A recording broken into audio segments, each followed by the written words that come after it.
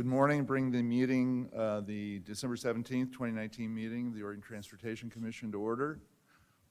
Welcome everyone here for a interesting day.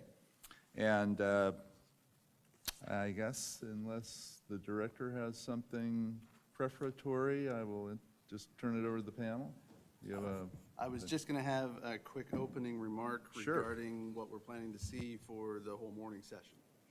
If that's okay, Mr. Chair. Okay, run us through it. All right, I'll be brief. Mr. Chair, members of the commission, one of the things that we've been talking about a little bit in the last few months is just how to address what seems to be an overarching and pressing need for a better management of congestion globally, kind of overall, and some of the impacts that it has on the economy, as well as just other factors that are important to moving Oregonians and getting really the economy moving, but doing so in a way that provides environmentally responsible approach to providing choice and access and available transit modes and other modes for really addressing the overall congestion need.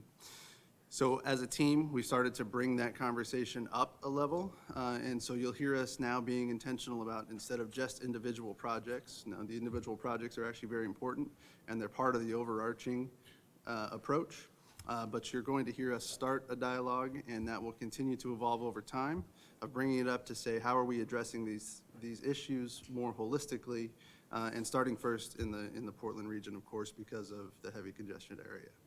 So with that, introduce the team. I'll let them introduce themselves, actually, but what you'll see is a series of discussions that are really intended to be really complementary of each other as we go forward this morning. Mr. Chair, with that, I'll stand down.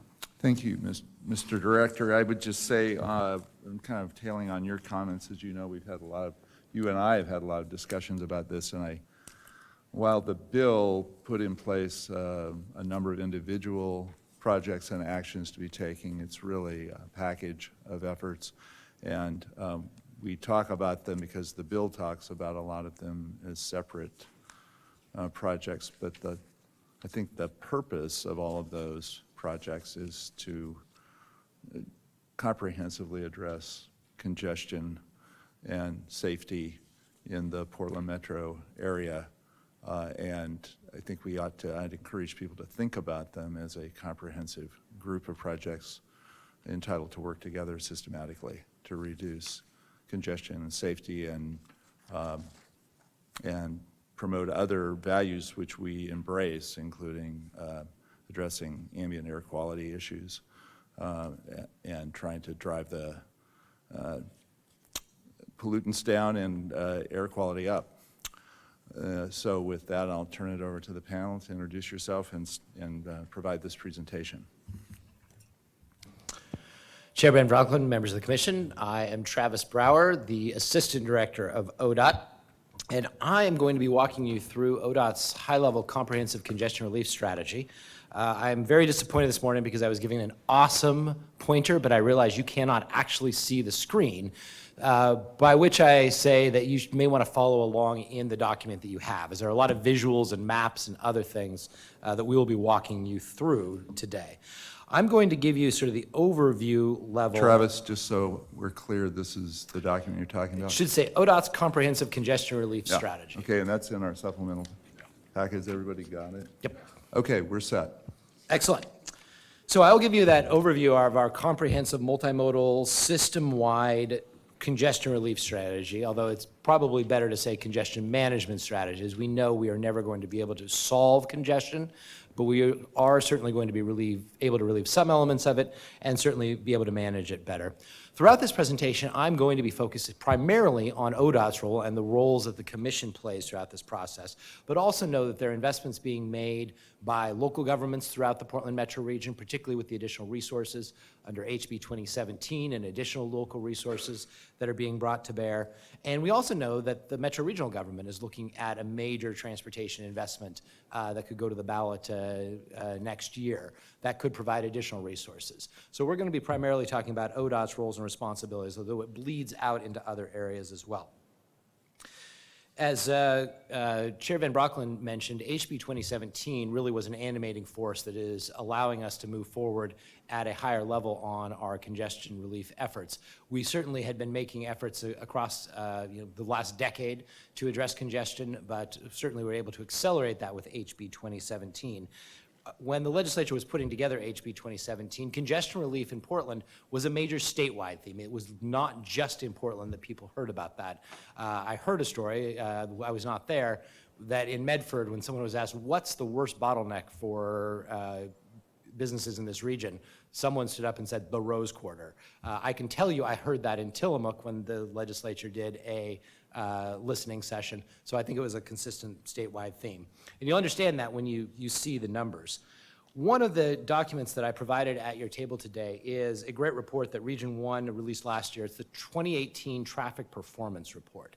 And so I'll be talking you through some of those details. There's a one-page summary that provides a lot of great information, including a map of the major bottlenecks that wouldn't really work in the PowerPoint today as it was too small to read, but I wanted to make sure you had that to sort of get a sense of where the bottlenecks within the region are. What this report showed is that between 2015 and 2017 in the Portland metro region, the hours of congestion on the region's freeway network increased by 13%, and the daily vehicle hours of delay experienced by people driving on them increased by 20%. That's two double-digit increases, but that's on top of a double-digit increase that was shown in the previous report between 2013 and 2015. As a result of this, traffic congestion that used to be confined primarily at the peak hours in the morning and the evening is really spreading throughout the day.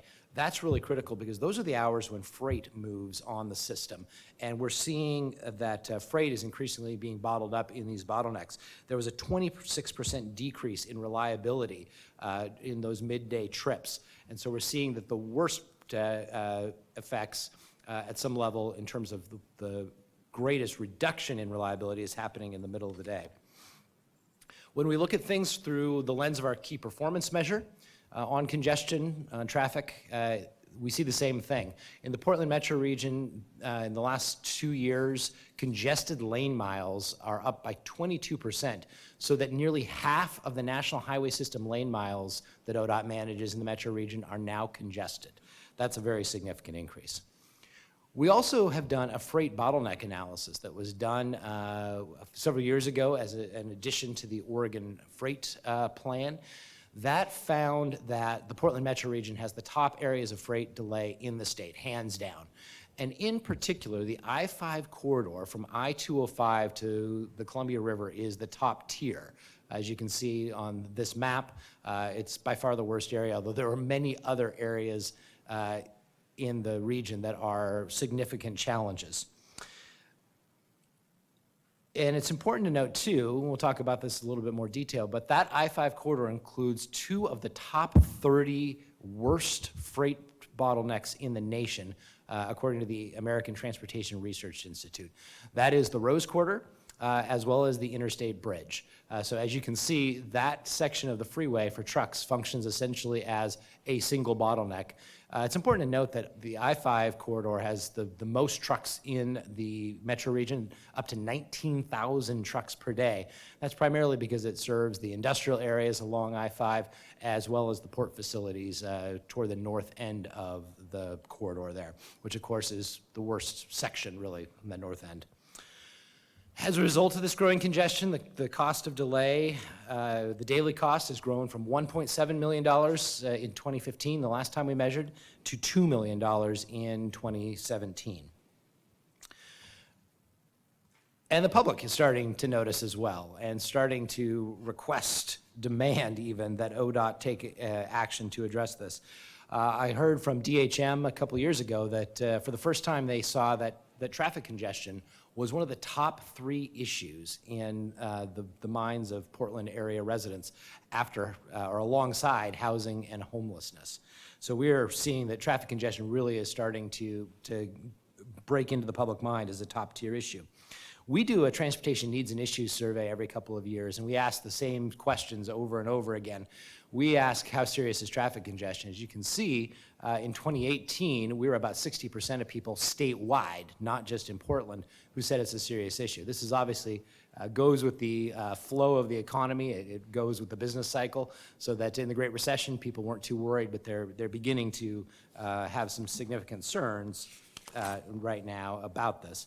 When we broke it out by region, you can see that the Portland metro region, 3 out of every 4 people in the Portland metro region says traffic congestion is a very or somewhat serious issue.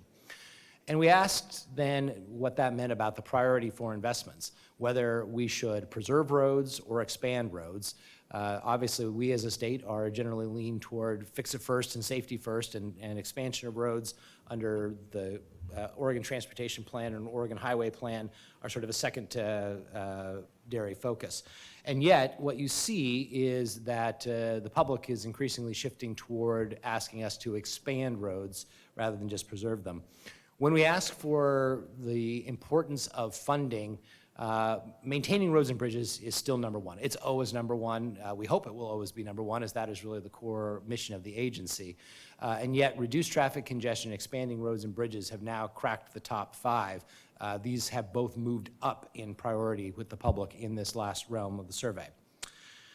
So you can see that public opinion is increasingly pushing for ODOT and regional partners to take action to address the congestion that is causing significant livability issues in the region and impacting the economy. We wanted to ensure that you could see from a visual perspective what the areas are across the entirety of the system where we are taking action or have completed action recently to address congestion. And so we put together this map. I made sure you have a copy in front of you, as it's probably a little bit tough to read on the PowerPoint. But this shows the areas where we have recently completed projects. Those are in red, as well as the areas where we're looking to use tolling and pricing, congestion pricing, as a way to manage demand and raise revenue for projects. And then the blue boxes show you where we have major projects that are either under consideration or moving into the development, design, and even construction process. So we will walk you through all of those areas across the entirety of the system so you have an understanding of how that will work. When we talk about our congestion management strategy, there are really 4 elements. And it's not as if we're going to choose between these 4 elements. This is an all-of-the-above strategy. We need to do all of these things and at pretty significant levels if we're going to be able to have a significant impact on Portland area congestion. So the first element is transportation options, providing more ways for people to get around without driving, to take demand off the roads. And it has a lot of other benefits as well, environmental impacts, livability impacts, equity impacts as well. The second area is technology and operations, really maximizing the roads that we have there without adding lanes through technology and operational solutions that we can deploy. The third area is strategic bottleneck relief, taking a look at the freeway system, finding where we have those key congestion choke points, particularly those that address freight, and then addressing those with limited, targeted, and strategic investments with auxiliary lanes in particular and through lanes in some places. And then the fourth area is tolling, managing demand and raising revenue through tolling. And today, Mandy is going to be asking for you to take some action to continue that process that started with HB 2017, keep moving down that road to bringing this tool into our toolbox to allow us to better manage the system. So I'm going to start talking about transportation options, talking about how we help provide more options for people to get around without driving.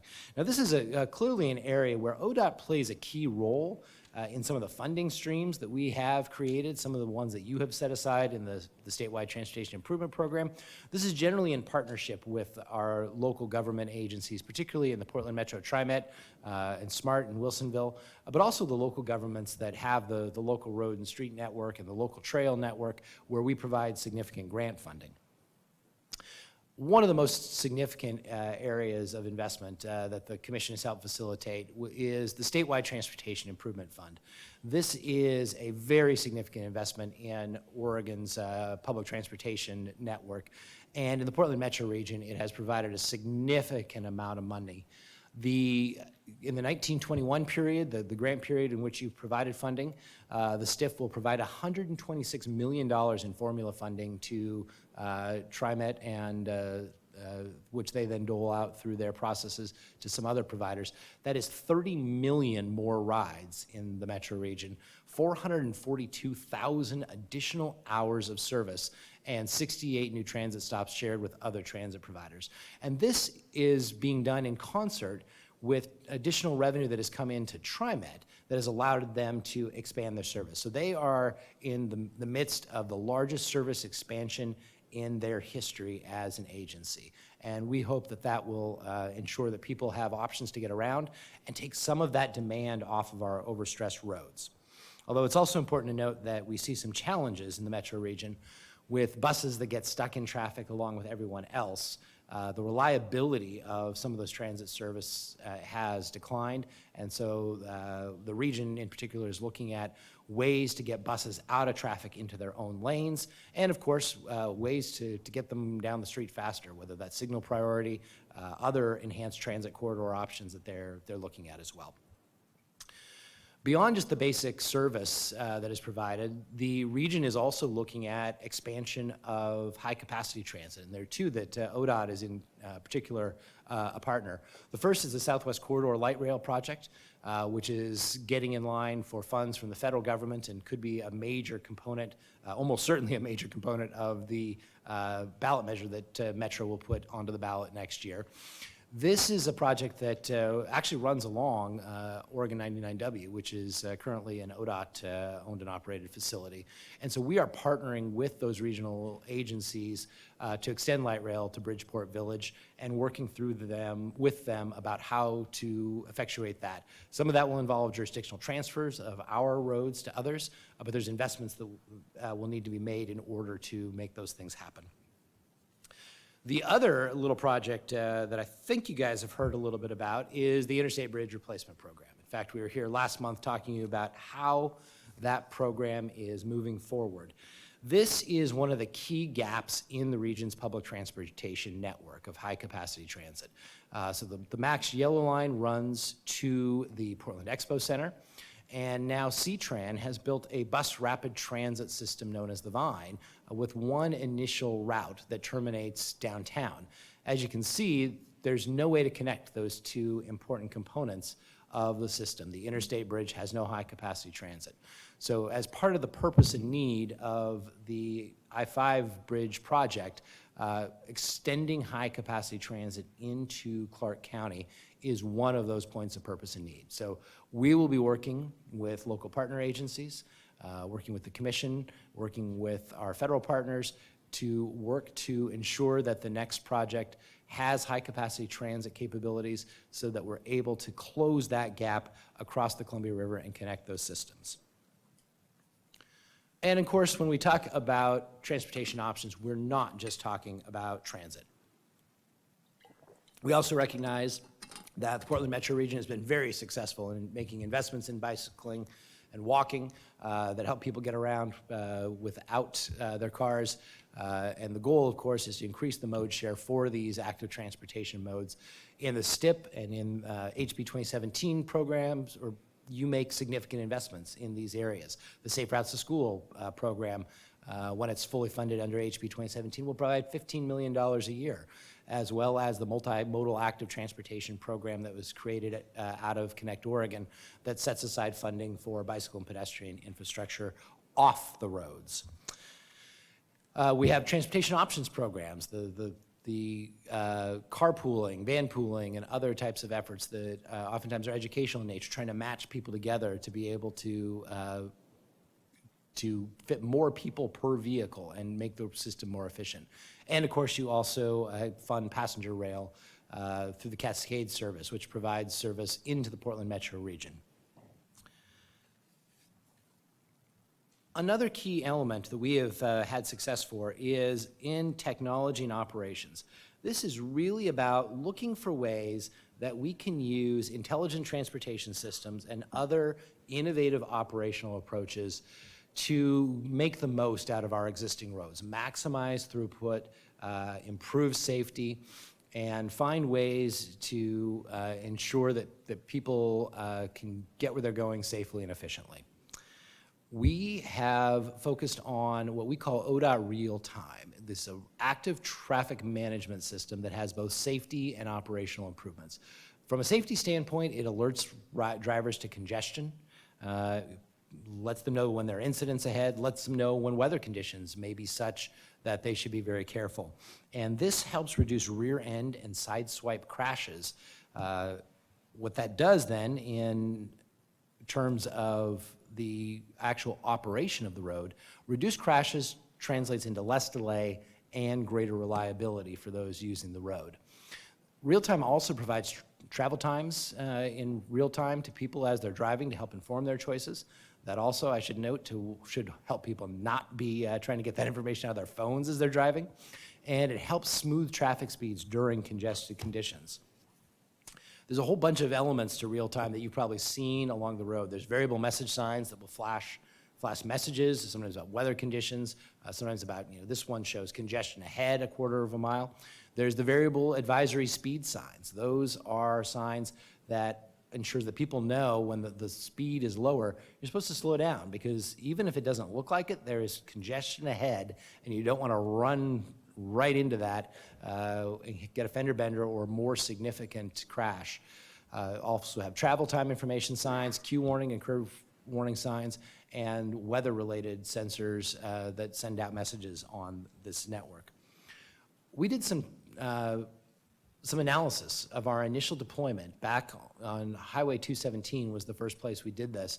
What we found was that these systems helped create a 21% reduction in total crashes, which is not insignificant. As a result of that, travel time reliability improved by 10% and throughput was up 5%. So you can see, even without adding any concrete, any lanes to the system, you can have a significant impact on making it operate better. We have now implemented active traffic management on much of the regional freeway system. We just turned on signs on I-205, and I believe they're either under construction or soon to be under construction on northern I-5 and southern I-205. So you see there, the green and the yellow on this chart are the areas where we either have it turned on or will soon have it turned on. Another area is strategic bottleneck relief. This is how we address key congestion choke points with auxiliary lanes and through lanes, so actually adding lanes to the system. And of course, we do that in a very limited, thoughtful manner. I know that there are many other states that have built out freeway systems to a much greater extent than in the Portland metro region. But in the metro region, we have, under the Regional Transportation Plan, a basic policy, a concept of 3 through lanes, and then auxiliary lanes as necessary as traffic flows on and off the freeway. We started a lot of this work around strategic bottleneck relief with the Congestion Bottleneck Operations Study, or CBOS. You may occasionally hear us talk about that. It is focused on our freeway network, and what it did nearly a decade ago, it identified 36 recurring bottlenecks and 21 different project opportunities, and really looked for what are some of those low-cost, high-impact solutions with a high return on investment that we could do relatively easily.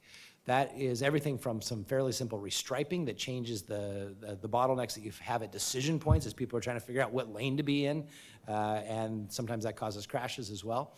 Also, it included auxiliary lanes, places where we could find a place that between interchanges, we could build a lane to help smooth that weaving and merging as people enter and exit the freeway so that people can get on safely and efficiently. We had a number of really important successes with CBOS. One of the ones I think that has been most noticeable is the interchange of I-5 and I-205. On the southbound direction, we built an auxiliary lane that flows from I-205 southbound onto I-5 all the way to the North Wilsonville interchange. And on the northbound direction, we built a similar auxiliary lane from that North Wilsonville interchange onto the freeway. Because we know those freeway-to-freeway connections are very high volume. And those were both some of the worst truck bottlenecks in the nation before we built them. Today, when you drive through there, it is usually free-flow traffic. So we have had a long-term success with that project and at a reasonable cost. I mean, when you look at the return on investment of addressing one of the nation's worst truck bottlenecks, and literally I think in both directions, each project came in at under $15 million. So very high return on investment given the benefit compared to the cost. More recently, we have seen the I-5 southbound auxiliary lane from Oregon 17 to I-205 have a very similar impact.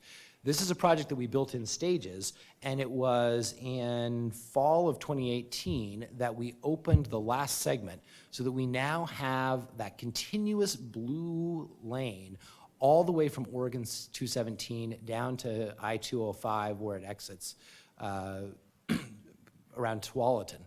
This, again, is one of those freeway-to-freeway connections where you have a massive volume of traffic from 217 spilling onto I-5 and was one of our worst bottlenecks in the region.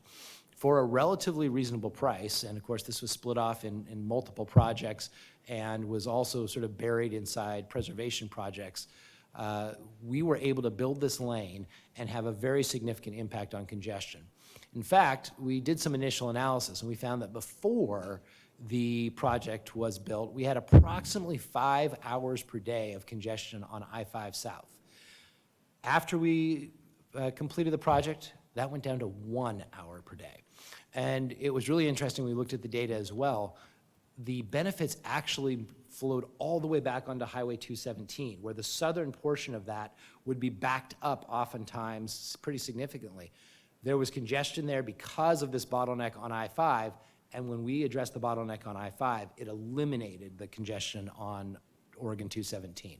So very significant. Just recently, in fact, just within the last month or two, we have also completed some very significant work on I-205 with auxiliary lanes and turning on the active traffic management system. These were funded largely by House Bill 2017, and these were two of the trigger projects. In fact, they were the two trigger projects that we were required to get done in order to secure the next 2-cent gas tax increase. Of course, you heard last month when you approved that report that ODOT was able to pass that test with flying colors. We were able to get both of those projects done. And those are now having significant operational improvements for safety and congestion relief with the real-time signs that display the traffic flow information and roadway conditions. That project, as well as doing a lot of paving and some bridge work, included 4 miles of auxiliary lane in 4 sections. And I should note, I think there's actually several projects here. But when you look at the I-205 corridor, we were able to add auxiliary lanes as our choke points in 4 different sections, both northbound and southbound on 205 from I-84 to Powell, as well as from I-84 to Killingsworth, northbound on I-205. The last segment that is going to open soon is on I-205 from Oregon 224 northbound to Sunnybrook. That is just about done, and we're expecting that to open in early 2020. This is so brand new that we don't have the data yet, but just from the anecdotal information we have seen and from my own personal experience driving through here, these auxiliary lanes seem to be working very well to relieve congestion. I used to find that normally, I think the highest volume section of freeway is between 26 and 84 there. That used to be one of our worst congestion choke points. And recently when I went up to PDX, it was bad until then and then just opened up as we got to that auxiliary lane. So really significant traffic improvements that we can make with these auxiliary lanes, and we've had great success in doing that. In fact, most of the projects that were originally proposed in CBOS have been completed. We were able to do those projects within that strategy with an opportunistic approach. Whenever we had paving projects, preservation projects that needed to be done on a section where there was a CBOS project, we looked for ways to add additional features, use that pavement project to leverage an auxiliary lane. And so most of our projects were done in concert with paving projects that reduced the cost significantly, reduced the impact on the traveling public, because we were out there once rather than once to pave and then once to go add that short section of lane.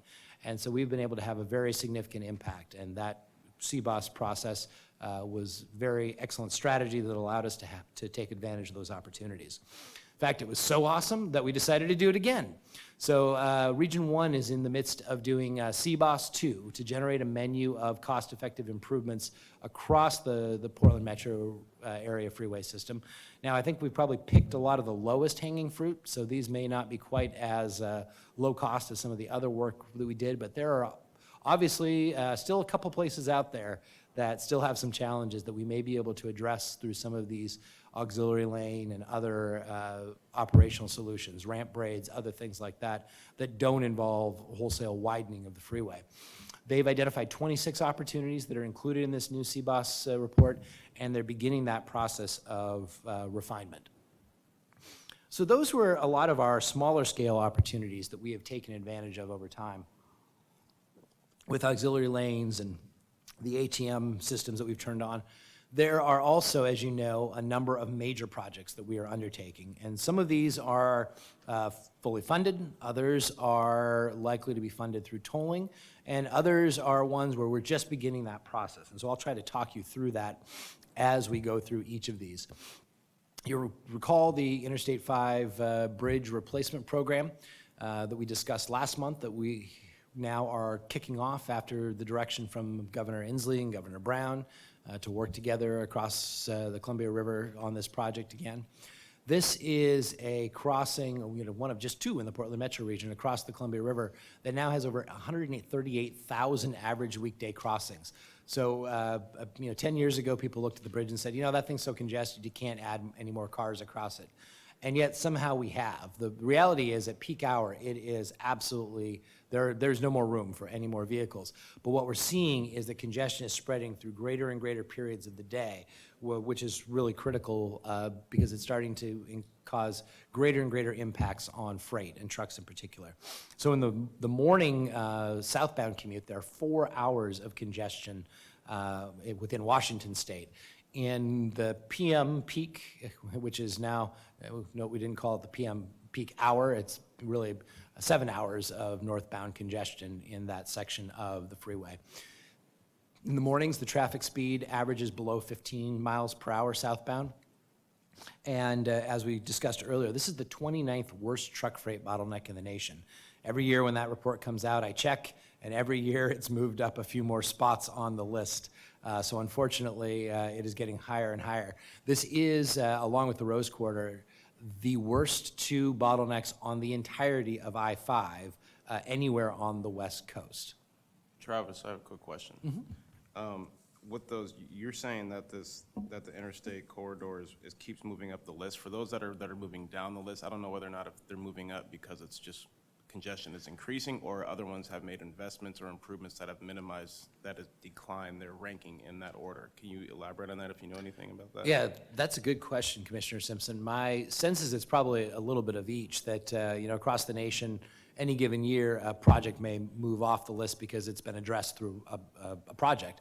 For example, we had a couple projects or a couple areas on the list, those I-205, I-5 interchange, they were lower down the list, but they were on that list that are now no longer anywhere on that list. However, as you look at the data, what I think we've seen is that this one is objectively getting worse in a way that some of the others around the country may not be getting worse at as fast a rate, or maybe they're getting a little bit better, depending on economic conditions. We obviously have some of the fastest population and economic growth of any state or region in the nation, given that we are a bi-state region.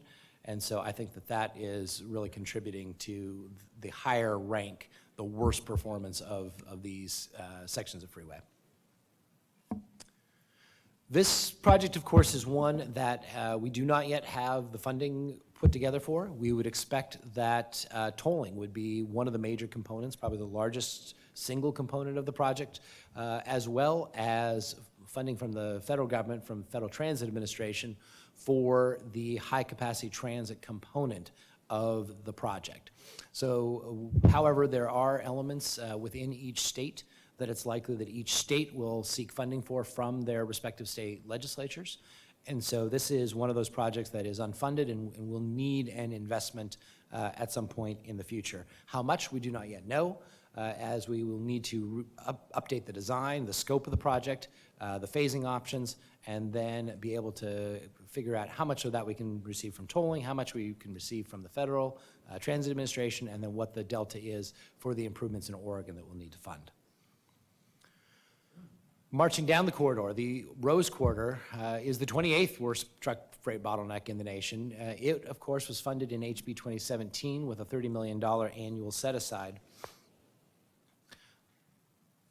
As you are well aware after some of the discussions the Commission has had, the Rose Corridor really is a set of auxiliary lanes. You see the existing conditions on the left, and then the proposed improvements on the right in yellow or orange, whatever color that may be, that show those relatively limited auxiliary lanes between I-5 and I-84, between I-405 and I-84 on I-5 that will have significant impacts in terms of reducing crashes and saving approximately 2.5 million hours of annual vehicle hours of delay. And of course, Megan will talk about this a little bit later, so I'm not going to go into any great depth on this particular project. The other major project that the legislature considered in HB 2017 is the I-205 Stafford Road to Oregon 213 project, which involves adding new lanes to I-205 between Stafford Road and the Willamette River. In some of these areas, particularly, that is really a fairly narrow segment with just 2 lanes in each direction.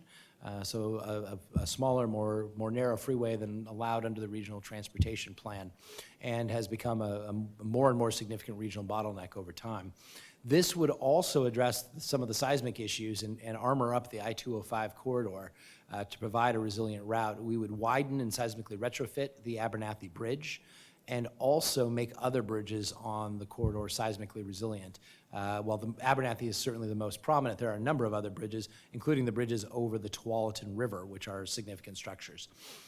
The legislature in HB 2017 considered funding this project, but was not able to fund 2 $500 million mega projects.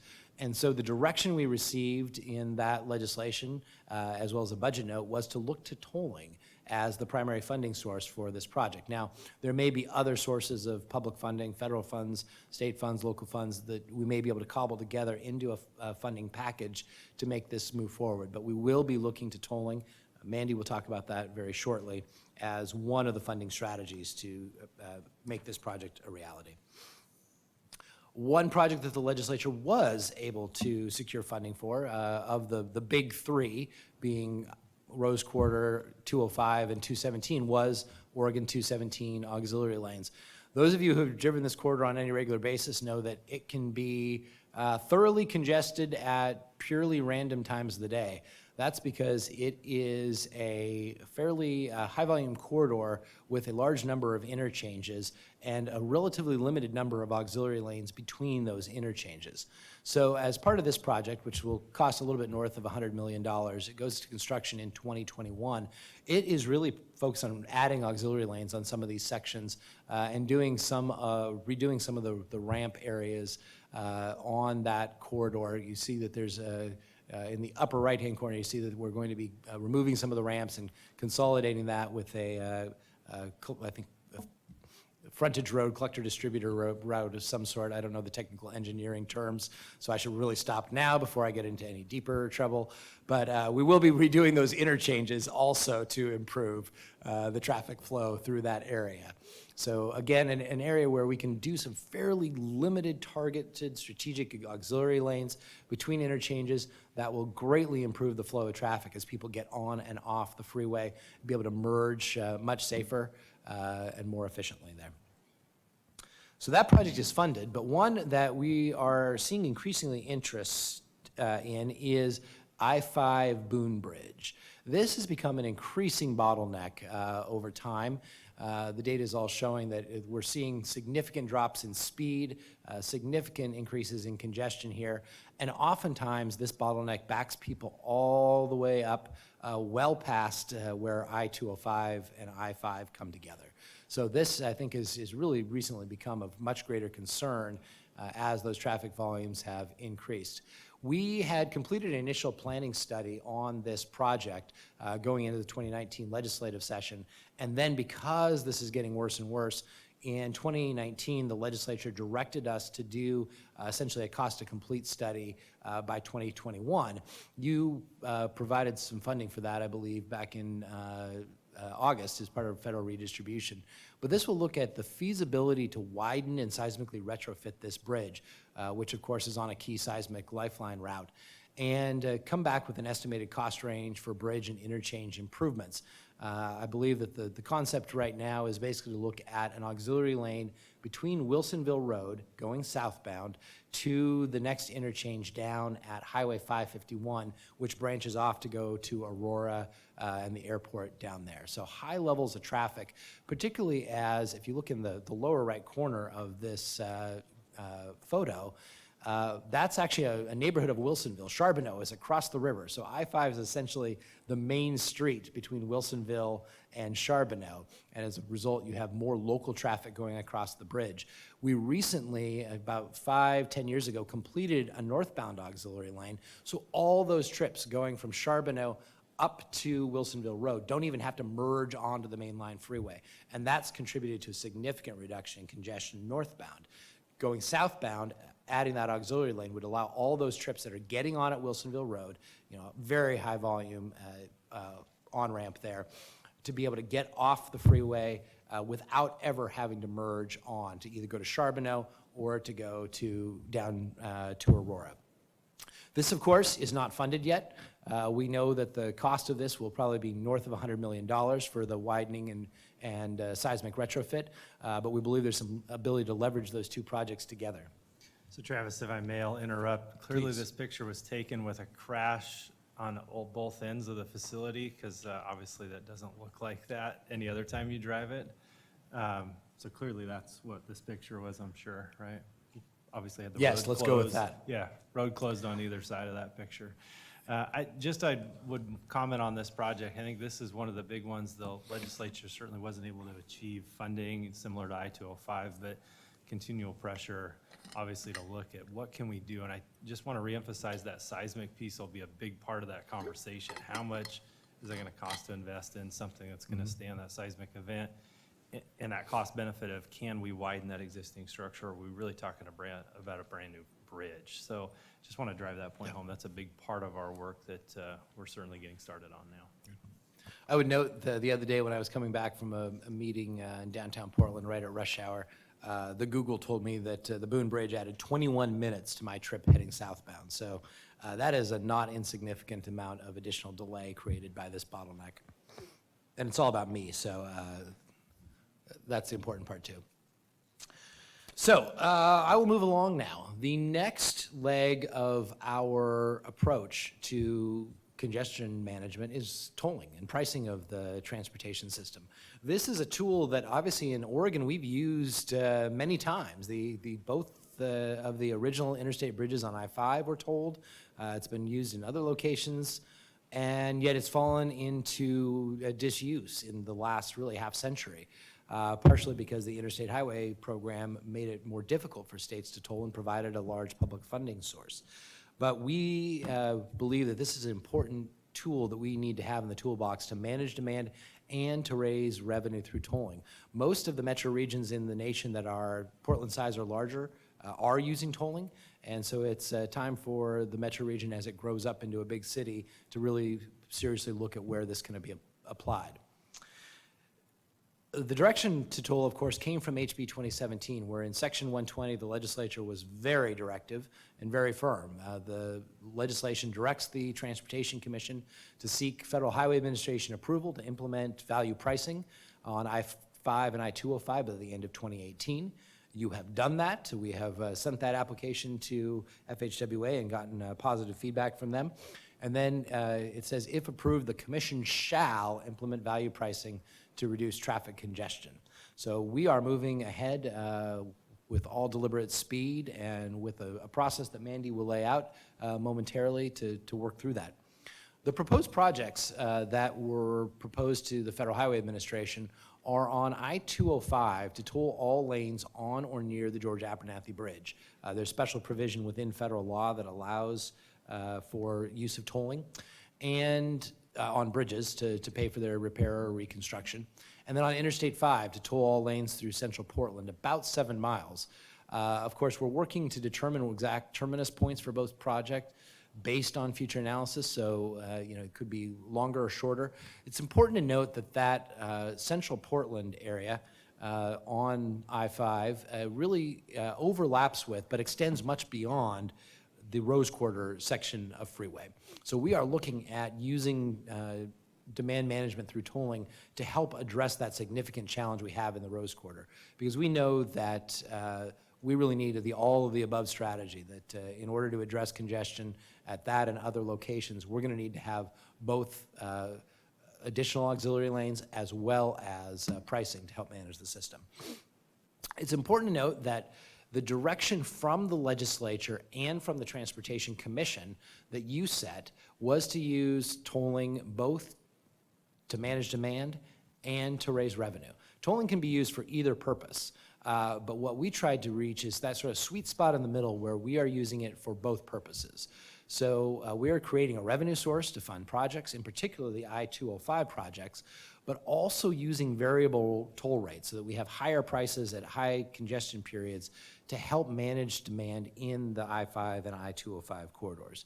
Some of the projects that we're looking at may lean a little bit more. They'll all be within that middle of doing both. Some of them may lean a little bit more to the left toward revenue generation, some of them toward managing demand, but all will have those dual purposes. And those purposes have to be balanced against, of course, impacts on low-income communities and diversion of traffic and others. When we went through this process, there were 3 mitigation priorities that we're going to be working through, and Mandy will talk about how we're going to do more work.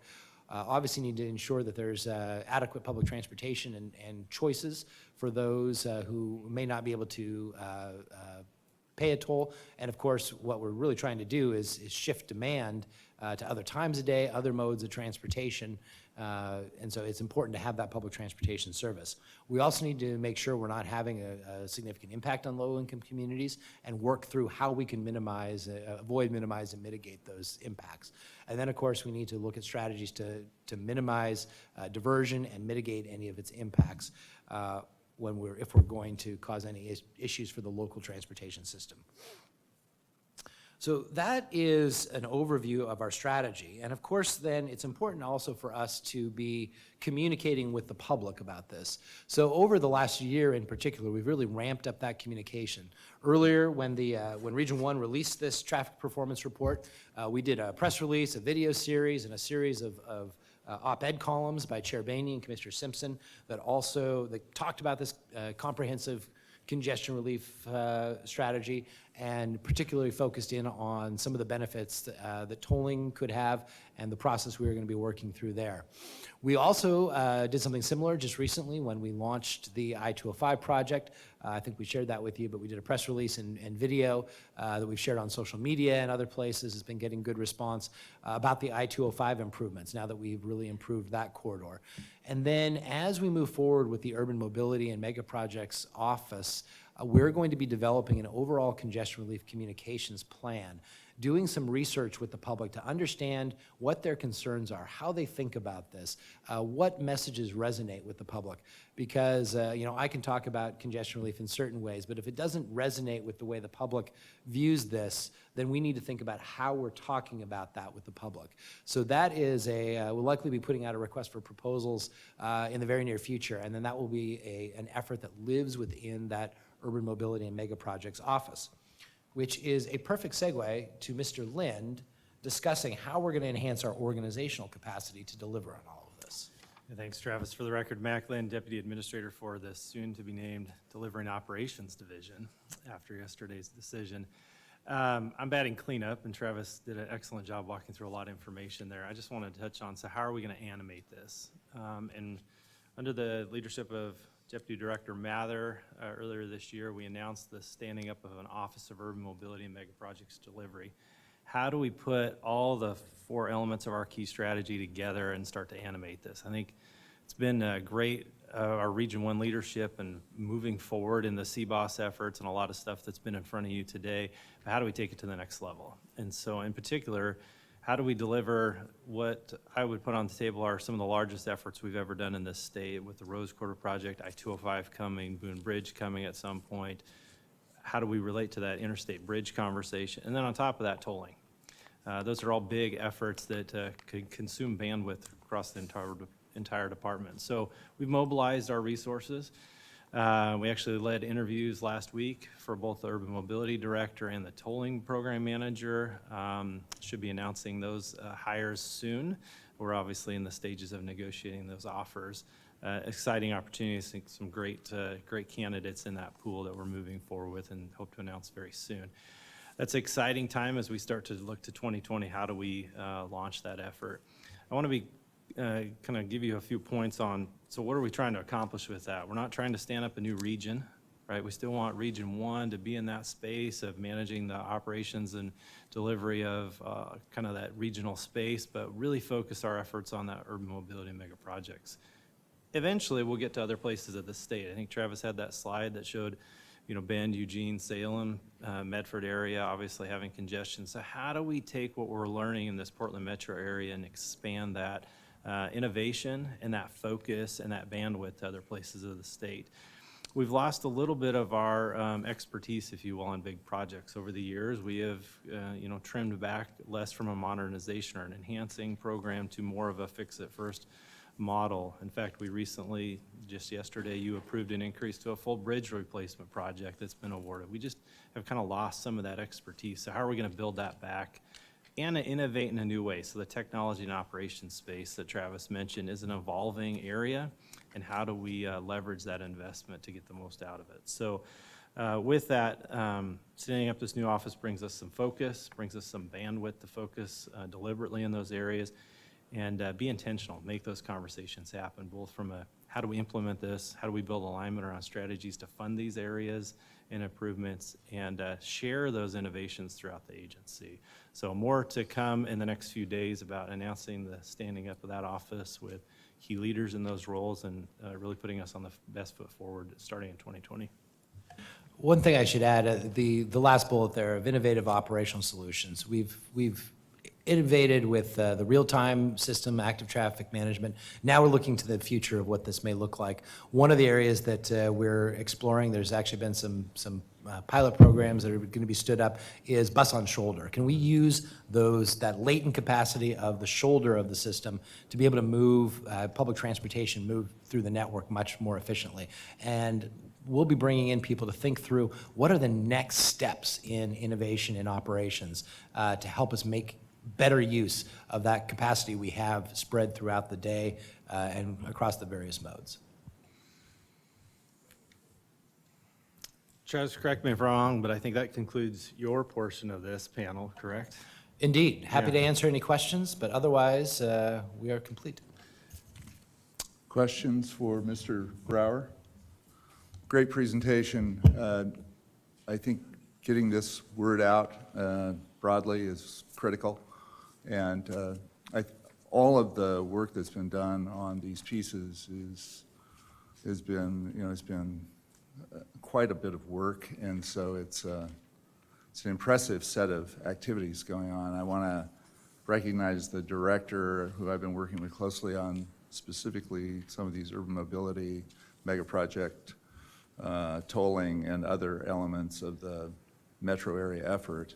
I think they're going to pay big dividends. I was on the interview panel last week. We're getting close to an announcement on both a tolling manager and a mega project urban mobility director and office. That is all going to be, I think, very helpful in the ways you've described to building up expertise and knowledge about mega project development. These are very large projects. And kind of at another level, we need good project delivery capability with respect to these highly complex projects that are occurring in an urban environment where there are lots of interests that we need to be thinking about in terms of diversity, equity, mobility, hyper multimodal activity, trying to drive down, again, as I said earlier, trying to move our carbon footprint down as a region And all of that is complicated work that requires, I think, additional resources than the ones we've had to date. And if we do that work well over the next few years, it then becomes a resource we can use in other parts of the state, as you were both saying. So I think this is all of these activities are exciting, and not only the people in the Portland metro area, but I think statewide will see advantages over time. It has fits and starts as you're beginning to work these things through, but I think the ultimate result will be a better region and a better state on a range of things, from economics to environmental to social justice to a whole range of things. So I'm looking forward to seeing all of that unfold and working. The commission certainly wants to be working closely with the agency and getting that work done. And also with our regional partners and the legislature, the governor, and others. So a lot of work ahead, but I'm pleased with how much we've done in the last few months. We haven't done everything that we intend to do, but we've made a good start, I think. So, Director, any thoughts on those comments? Yeah, if I could just add a few things and maybe put a finer point on the presentation. A few things to consider as we start to look at whether we're zoomed in on a project or zoomed out at the macro scale. As we zoom out, you start to see that projects have individual footprints within isolated areas. But if we're not looking at the comprehensive view, if we're not zoomed out as we look at this, then we limit our opportunities to have complementary accesses, as well as transit opportunities, bike ped, et cetera. And so I wanted to mention a couple of things just on the surface. Many of the projects that you heard about were actually named projects coming out of House Bill 2017. Travis had mentioned that several of them were identified and they have a relatively defined scope. And so as you start to look at the statutory requirements and our delivery responsibility, that's important for us because we have to maintain that trust and accountability for the things that we have to deliver and that we've been told to deliver.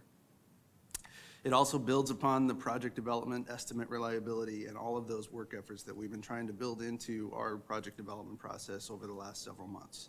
And so you start to see some of these things intentionally coming together so that we can talk about improvements that we need. When we look at the defined scope of specifically the named projects, for example, if we're zoomed in too close, we will miss opportunities to complement that scope. Bus on shoulder is one of those that Travis mentioned. If you look at an isolated project area, it's really tough to run a bus on a shoulder, for example, in a half-mile section, for example. You might not get the benefit of that. But if we can zoom out a little bit, and I think Travis said use the Google.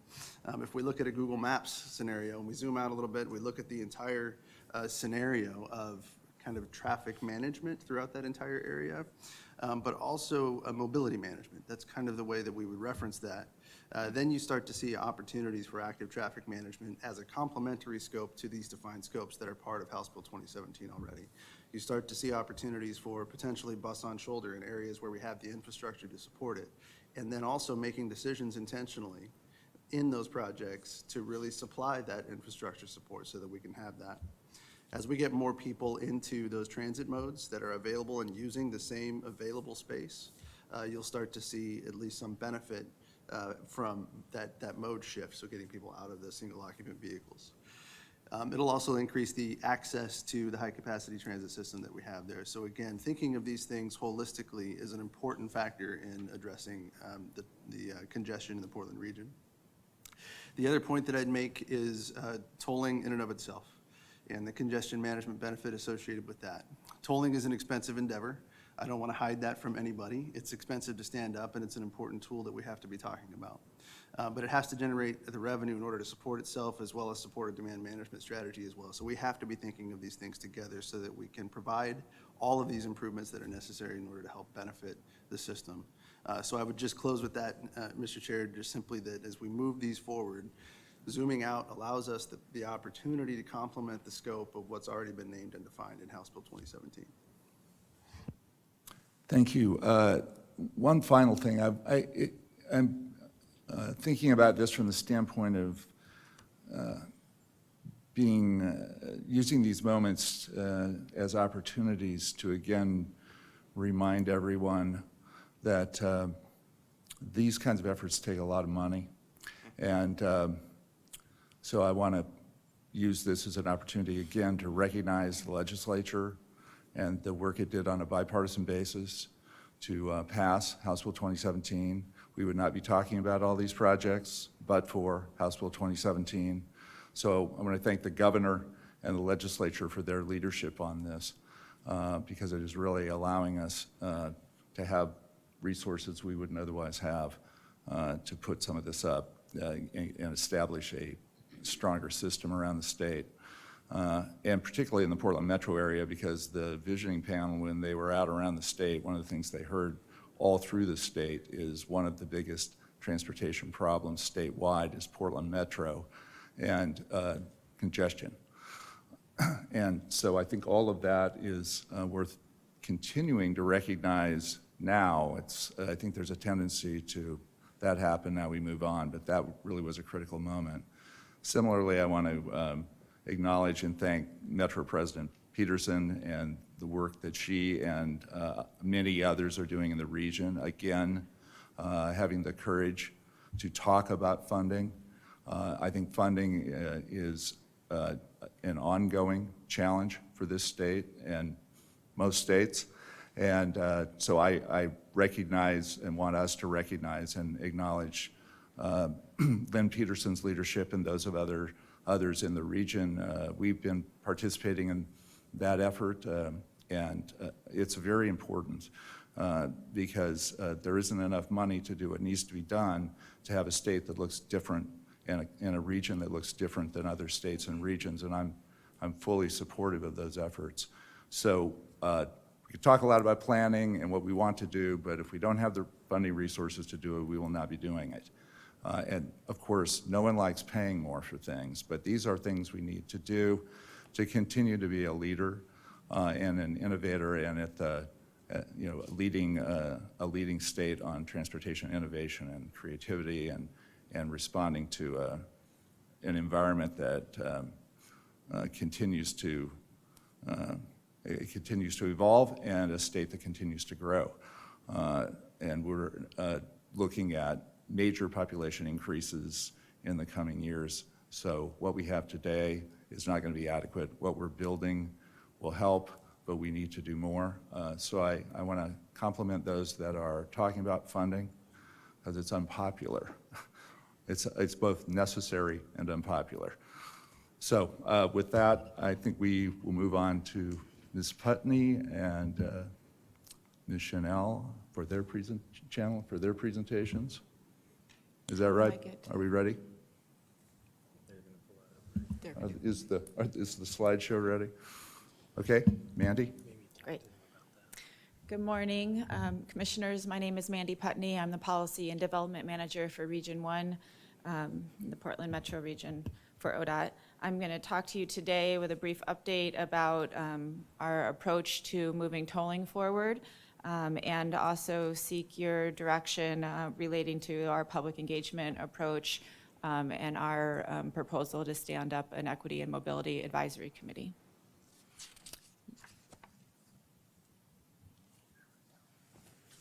In your packet, you should have a PowerPoint slides as well as a one-page description of the Equity and Mobility Advisory Committee that has some more detailed information than in the slides about the role and the charge of that group.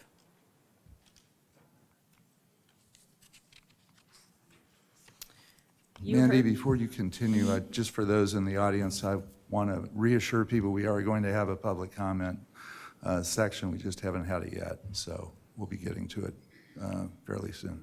Great. Thank you. Yeah, anyone who's not signed up, please sign up. So when we get to public comment, we've got a list of everyone who wants to speak. Thank you. Sorry to interrupt, Mandy. No problem. Travis mentioned that there was an application submitted to the Federal Highway Administration at the end of 2018. In that application, we identified a schedule for moving forward. And at that time, we were envisioning a rather lengthy process to evaluate tolling under the National Environmental Policy Act. And then after we did that evaluation, to move forward with the toll system development, the back office building and testing that system. and that work would run concurrently with the design and construction of the 205 widening and seismic improvement program.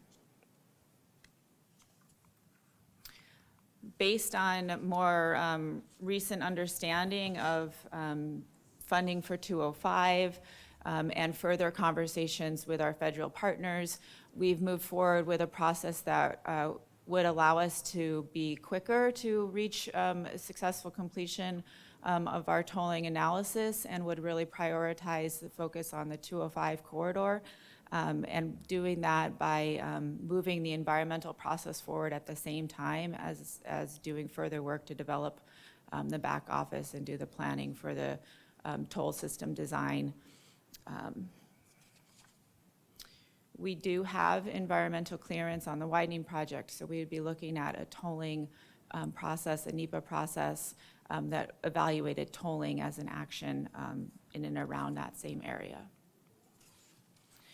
For I-5, we would also move that project forward with additional planning work to fully understand the termini and how that's, right now we're looking at about a 7-mile section of I-5. And that we would look at that as also we're furthering conversations on other projects on I-5 and better understanding the implications of tolling that section on I-84 and 405.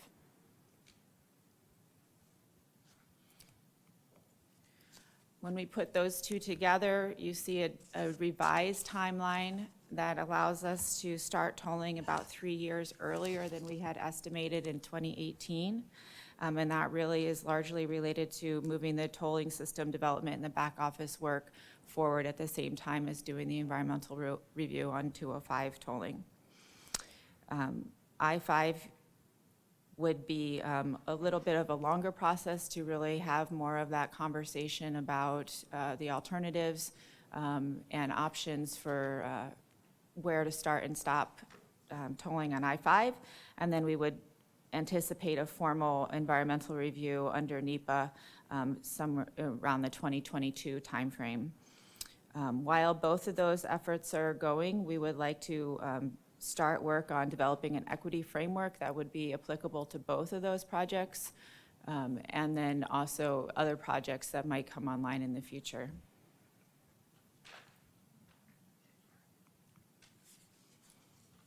Travis mentioned the priorities that really rose to the top of the conversation with our Policy Advisory Committee, as well as input from the public.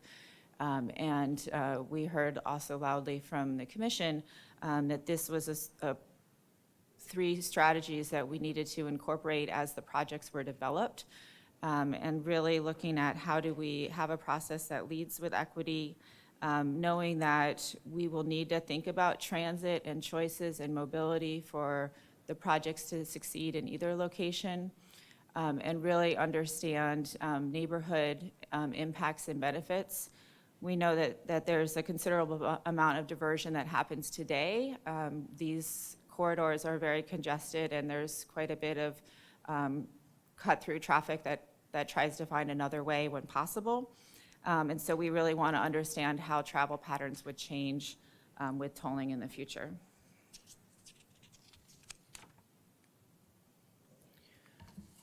We have added a Transform, a group from the Bay Area, to our team. They have done some new work, really thinking about how to incorporate equity as you're talking about tolling and pricing.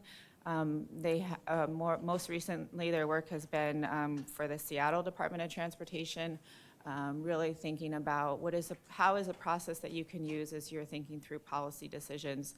And we are asking them to help us apply that process at a project development level, in addition to kind of thinking about policy and program development.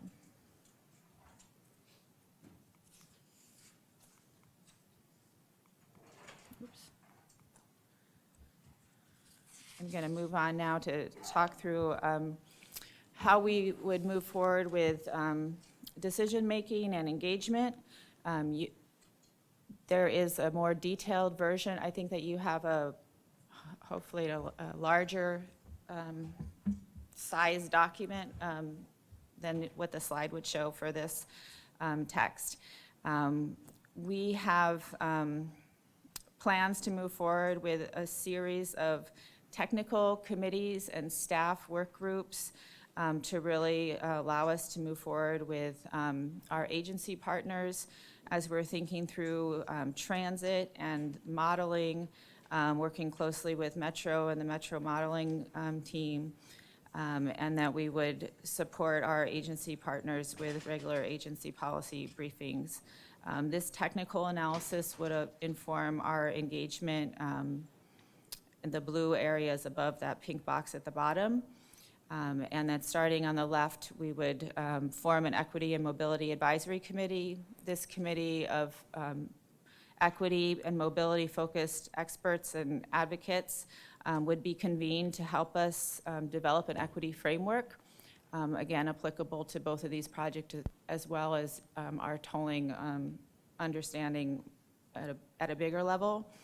And that they would work to refine the performance measures that were developed during the feasibility analysis and add to them so that we really had a robust way to understand how we were able to measure equity and mobility and then have that results reported on through the project evaluation and analysis. And then also to help us think through how to best do engagement that really was comprehensive and inclusive, to ask them to help us develop that plan and then also to help us implement that, those actions. So that plan would then help us with the next box over to the right of equitable and focused engagement. We will do another round of stakeholder interviews to really reach groups that have historically been underrepresented or marginalized from transportation planning processes, including communities of color and low-income communities, representatives of the communities with disabilities, and that we would continue that throughout the process of the NEPA development work. We know that we have a wide range of tools in our toolbox that we use for projects and that we use during the feasibility analysis quite successfully in terms of neighborhood level workshops and community meetings, that we would continue that both in the metro region and broader so that we'd be able to get continued input from those that use the facilities both throughout the state and across the Columbia River as well. Open houses, online questionnaires. We know there are many people that really want to access information when it's most convenient to them. So we've had great luck with online surveys, videos, social media as a way to continue to provide information to people and answer questions. And then we would like to engage elected officials and transportation leaders throughout the region through existing policy groups. The policy group at Metro, JPACT, Southwest Washington's corresponding group, the Regional Transportation Commission, and our Region 1 Area Commission on Transportation. And through their engagement, we'd be able to receive regular input on the performance measures, the findings of the NEPA work, including purpose and need and the range of alternatives, and that we would ask them to consider the equity framework that's developed as well as public input that we would be presenting to them along the way. And that we would then be able to present to the commission the input that we've received from the public, from the policy committees, from the Equity and Mobility Advisory Committee, as well as the technical findings and staff recommendations as we come to you for decisions in the future.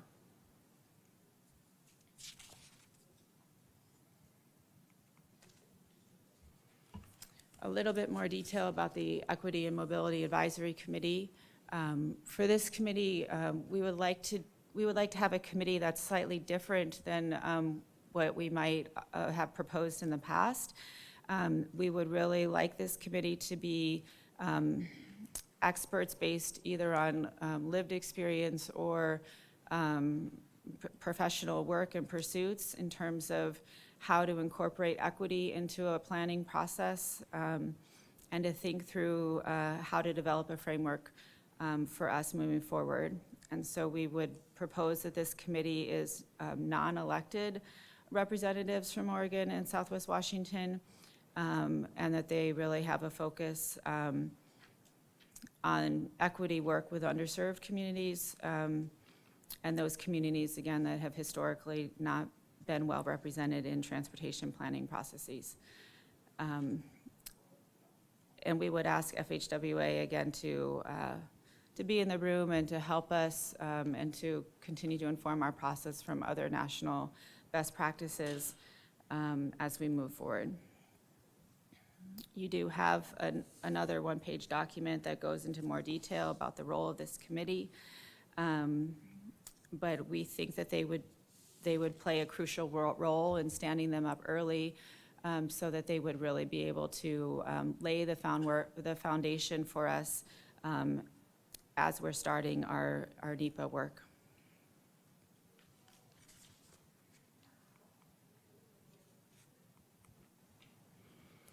Before I get to my requested action today, I'll pause for a minute and see if there are questions or comments. Questions from the commission? I have a quick one. Commissioner Simpson? Mandy, thanks for this update. I'm curious, and maybe this is a question for yourself or the urban mobility manager or Ryan or even Chris for that matter. I'm just curious as we get further into these concepts, because there are some very bold statements in these documents related to equity and mobility and just the impacts of congestion relief and tolling and et cetera, et cetera. I'm just curious whether or not if there's going to be any performance indicators that we're considering on how we measure what outcomes we're actually trying to achieve as a result of the committee, or what systems we're trying to develop to support those outcomes. That's going to be the first thing that I'm curious about. And then second, there's going to obviously, as you had indicated, a lot of cross-coordinating with the region, with the cities, county, whomever, other public agencies in terms of how they can support the work in a more uniform fashion. I'm just curious if there's going to be, how are we going to cross-coordinate different policies that the different agencies have to assure that we're achieving shared outcomes in some of these concepts. So I just didn't know if you could talk about that for a little bit if possible. Sure, I can answer both, and then I'll pause and see if anybody else wants to add additional information. There were a series of performance measures that were developed during the feasibility analysis process, and equity was included at a rather high level to think through the alternatives that were on the table at that point.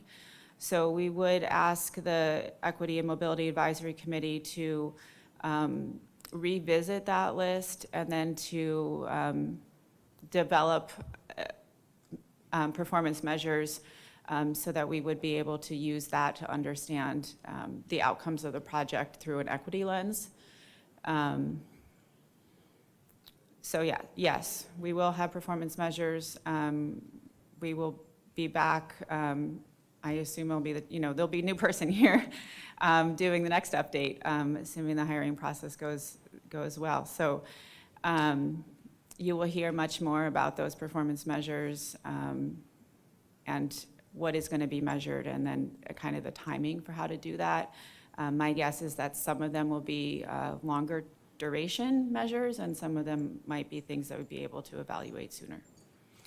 And then in terms of agency coordination, we have been meeting for some time at the staff level with both the City of Portland and Metro, as they are both moving forward with their related efforts to think through pricing strategies, both at the regional level and at the city level.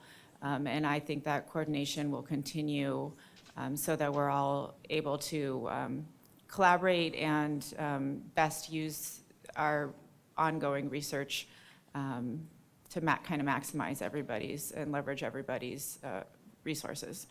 Our work relies on the Metro model, and so by default, it takes out some of the complication, I think, if we were all using different models or different approaches. Other questions? Commissioner Callery? Thank you, Mandy. I have a question in regards to the makeup of the committee, the advisory committee.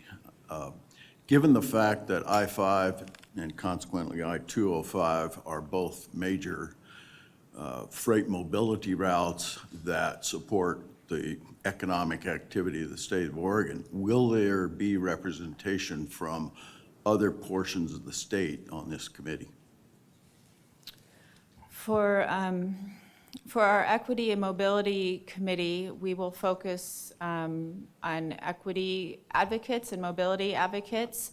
And my guess is that many of them will bring interests that are broader than one local jurisdiction. And then we also have our Region 1 Area Commission on Transportation that we will go to throughout the NEPA process. We do have freight representatives and business representatives that are on that commission. And so they also will provide that input. And then in addition, as part of our ongoing and broader outreach, we will continue to reach out to stakeholders around the state to really understand mobility from a statewide perspective. Thank you. Yeah, Mandy, if I may, I think Commissioner Callery, one thought I've been thinking about is how do we engage the rest of our acts across the state in this conversation? That's front and center for me, in particular, as we have the continuing conversation later today with all of them around the table with you. I think that's where we have a targeted and a specific approach around that equity and mobility discussion, but to that larger effort, I see a critical role for our acts across the state in building on Travis's comment of the lead up to House Bill 2017, that it's a statewide issue. And I think it's going to serve us well to have those conversations. I think this is a good opportunity to engage the acts because they've kind of been left out over the last couple of years, not having enhanced funding to prioritize for their regions. But this is a good way to get them re-engaged because it does provide good input from other parts of the state. Thank you. Any other questions or comments? Okay, thank you very much. Great, thank you. We have an action to take here, so I would take a motion. Do you want, Mandy, do you want to repeat what you're requesting us to do? Sure, I'm happy to. I am asking today if the commissioners would approve of ODOT through action by the Director of convening an Equity and Mobility Advisory Committee. That's step one. And then part two is, will the commission designate one or two commissioners to serve as the liaison or liaisons to the Equity and Mobility Advisory Committee and to the Region 1 Act?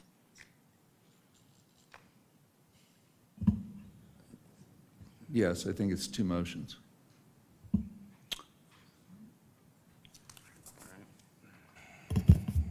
Chair, I move to approve ODOT through the action by the Director convening an Equity and Mobility Advisory Committee. I believe that's the first motion on the table. Second. It's been moved and seconded. Is there discussion on the motion? If not, all those in favor? Aye. Aye. Commissioner Simpson? Motion two? Yeah, motion two. Chair, I am going to move that the commission designate one or two commissioners to serve as liaisons to the Equity and Mobility Advisory Committee within the Region 1 Act, and the Region 1 Act. Okay, is there a second? Second. Discussion? My only point of discussion is it might be more efficient for the commission for me to seek input from the commission on who wants to serve and then make those appointments. Is that a friendly? For this meeting? Well, we can do it now, or I can do it, we can do it after this meeting, or we can do it another day, but I think we need someone to actually take the point on making the appointment. Otherwise, we're either gonna do it as a commission at a commission meeting, or we're gonna delegate to me the appointment authority with the advice and consent of the commission. Which way do you wanna do it? I don't care. I would move to delegate to you, Chair. Okay. Is everyone comfortable with that? I have a question. Are you looking for a delegation today? Do you want names today, or can it wait till we have the conversation? I can wait until you have the conversation. Okay, so. Yes, that's fine. Okay, And, thank you. We're looking to start up the Equity and Mobility Advisory Committee in the March timeframe. Okay. So, I think it's time to hearing talk before about then it. would be helpful. I just want to make sure that we're not, we're having a chance to talk about who wants to do it. So does everyone understand the motion? Yes. It's been seconded. All those in favor? Aye. Aye. Aye. Thank you, Mandy. Thank you. Okay, we're going to move on to Ms. Channel, Megan. This is a presentation on the Rose Quarter Improvement Project. Thank you, Chair Van Brocklin and Commissioners. So my name is Megan Channel. I'm the Project Director for the I-5 Rose Quarter Improvement Project, and here today to provide an overview on the project, documenting how we got to where we are today, current activities towards implementation, and anticipated next steps, including some requests for direction on our path forward for project development. So just as an overview, this is the project area. Again, the project focuses on improving safety and operations on I-5 between I-84 and I-405. So you can see the project area encircled in orange on the slide. The project also includes improvements to the Broadway-Weidler interchange and local streets in that area, including the Broadway-Weidler corridor and the Williams and Vancouver corridor. Oh, I get the pointer.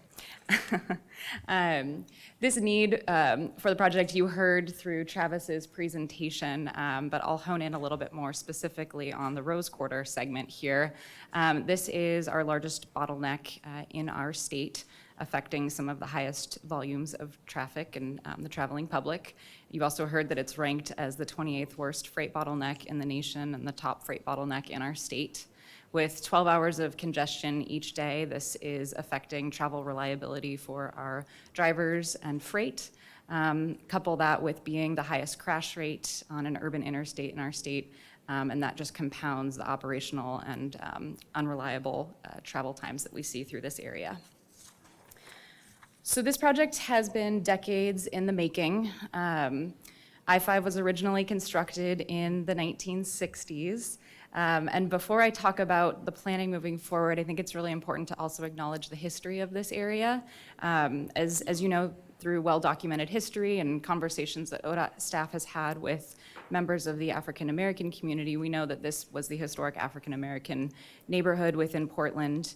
And when I-5 was constructed, along with other public and private developments, including Veteran Memorial Coliseum, Moda Center, Portland Public Schools Blanchard site, and other urban renewal efforts, resulted in the disconnection and displacement of that community. And so as planning has progressed over the years, part of the guiding principle has been to address how we can address the safety and operational issues on I-5 in a way that reduces the scope of the freeway improvements with still seeing those benefits, reducing the right-of-way needed to do those improvements, and be effective with the cost and public dollars and reducing community effects. And so the slide before you here just highlights the decades of planning work to get us to where we are today with the Rose Quarter Improvement Project. Most recently, ODOT and the city formed a partnership in 2010 to 2012. And this was really significant in linking the transportation and land use planning conversation together. During this time, we linked up with the city of Portland as they were developing their North-Northeast Quadrant Plan, and ODOT developing our I-5 Broadway-Weidler facility plan to think about how can we address the transportation infrastructure in this area in a way that aligns with and helps support and is a catalyst for the future community redevelopment opportunities for this area. And so through that process, we worked with a 30-member stakeholder advisory committee. We looked at over 70 different design options with the community and ultimately came up with a recommended design concept that we are carrying forward as the Rose Quarter Improvement Project today. And that recommended design concept was adopted by this commission back in 2012, along with Portland City Council with with unanimous approval to move forward with that design concept. It's subsequently been incorporated in regional and transportation and land use plans, including the City of Portland's Transportation System Plan and Central City 2035 Plan in 2018, as well as Metro's Regional Transportation Plan, both in 2014 and then again in the update in 2018. So there was a number of, it was robust community engagement during that planning phase. Again, I mentioned that there was the 30-member stakeholder advisory committee. That committee met 19 times with numerous subcommittee meetings as well, and all of those were open to the public. Numerous open houses, community events, charrettes, walks, over 85 briefings with the community, and over 2,800 individuals engaged through that process to help us get to where we are today.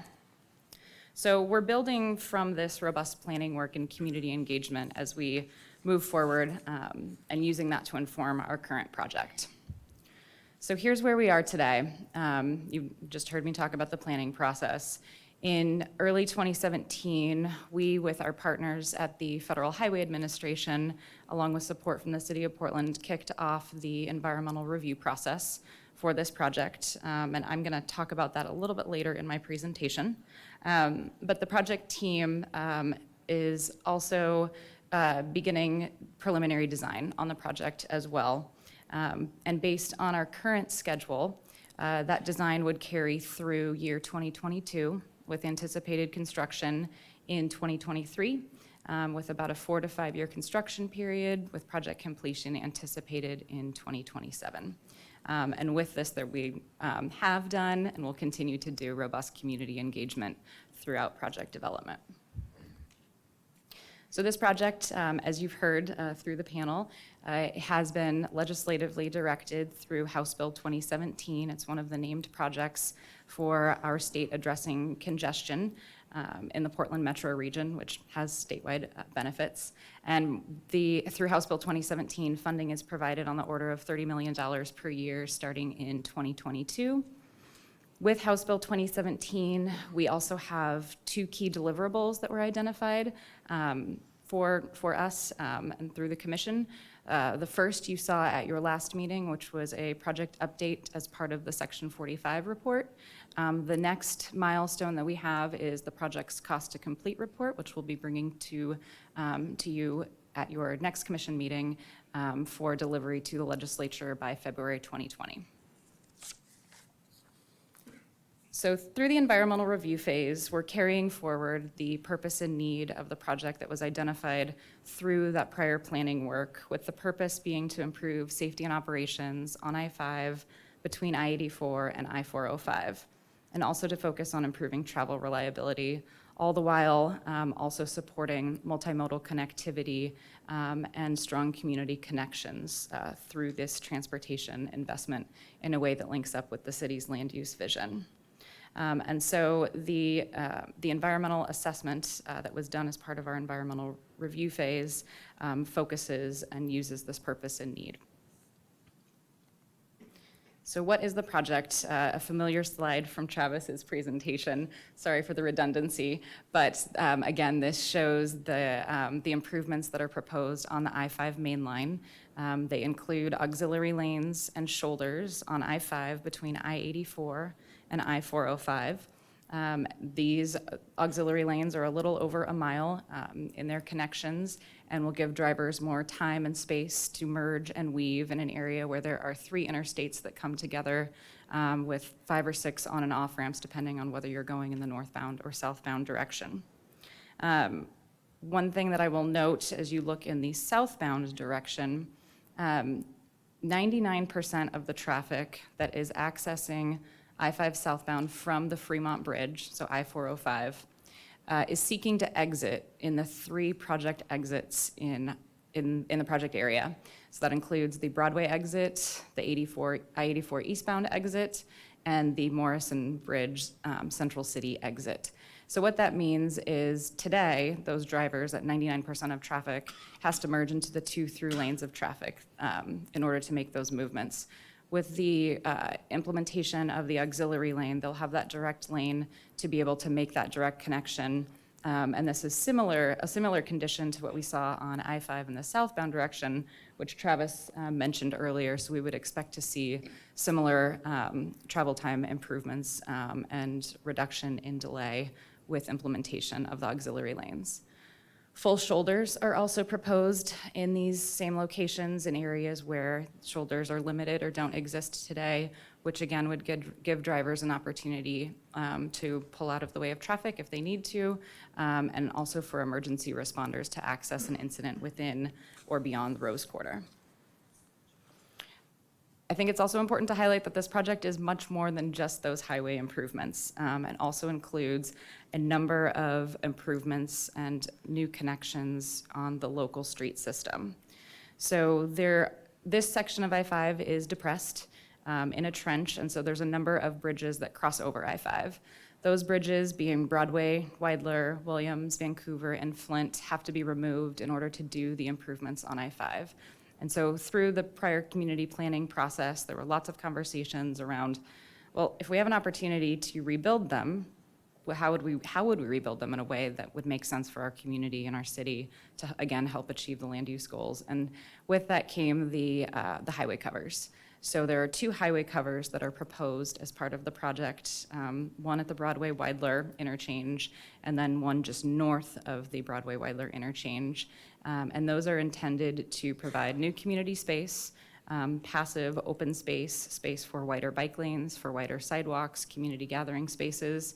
I know that the image on the screen looks like final design, and I want to emphasize we are very early in design, having just kicked off, so there's a lot of community conversation that still needs to happen to define what is the best use on top of those highway covers. The project also includes new community connections, as I said. One is a new roadway that connects northeast Portland to the lower Albina area through the Hancock-Dixon crossing. And that would be a multimodal roadway with access for vehicles, as well as bike lanes and sidewalks. And then to the south of the interchange, there's a new bicycle and pedestrian bridge, which we call the Clackamas Bicycle and Pedestrian Bridge, that would provide that active transportation connection for people walking, biking, and rolling through the area. So this project, both the highway improvements and the local street improvements, will have significant benefits not only to the city, but also to our state. So with the auxiliary lanes and shoulders on I-5, we'll see up to a 50% reduction in crashes. It saves 2.5 million hours of delay each year, which has a significant effect on truck freight movement as well, and economic benefits. As I said, the new shoulders also provide new space and access for emergency responders. And with all of this, the multimodal connections and the transportation investments will help be a catalyst for future redevelopment in the area. And then in addition to sort of the hard infrastructure components, when you think about how this project will actually be constructed, it also, we are being intentional in how we're bringing economic opportunities and near-term job creation for small and minority-owned businesses through the contracting mechanisms.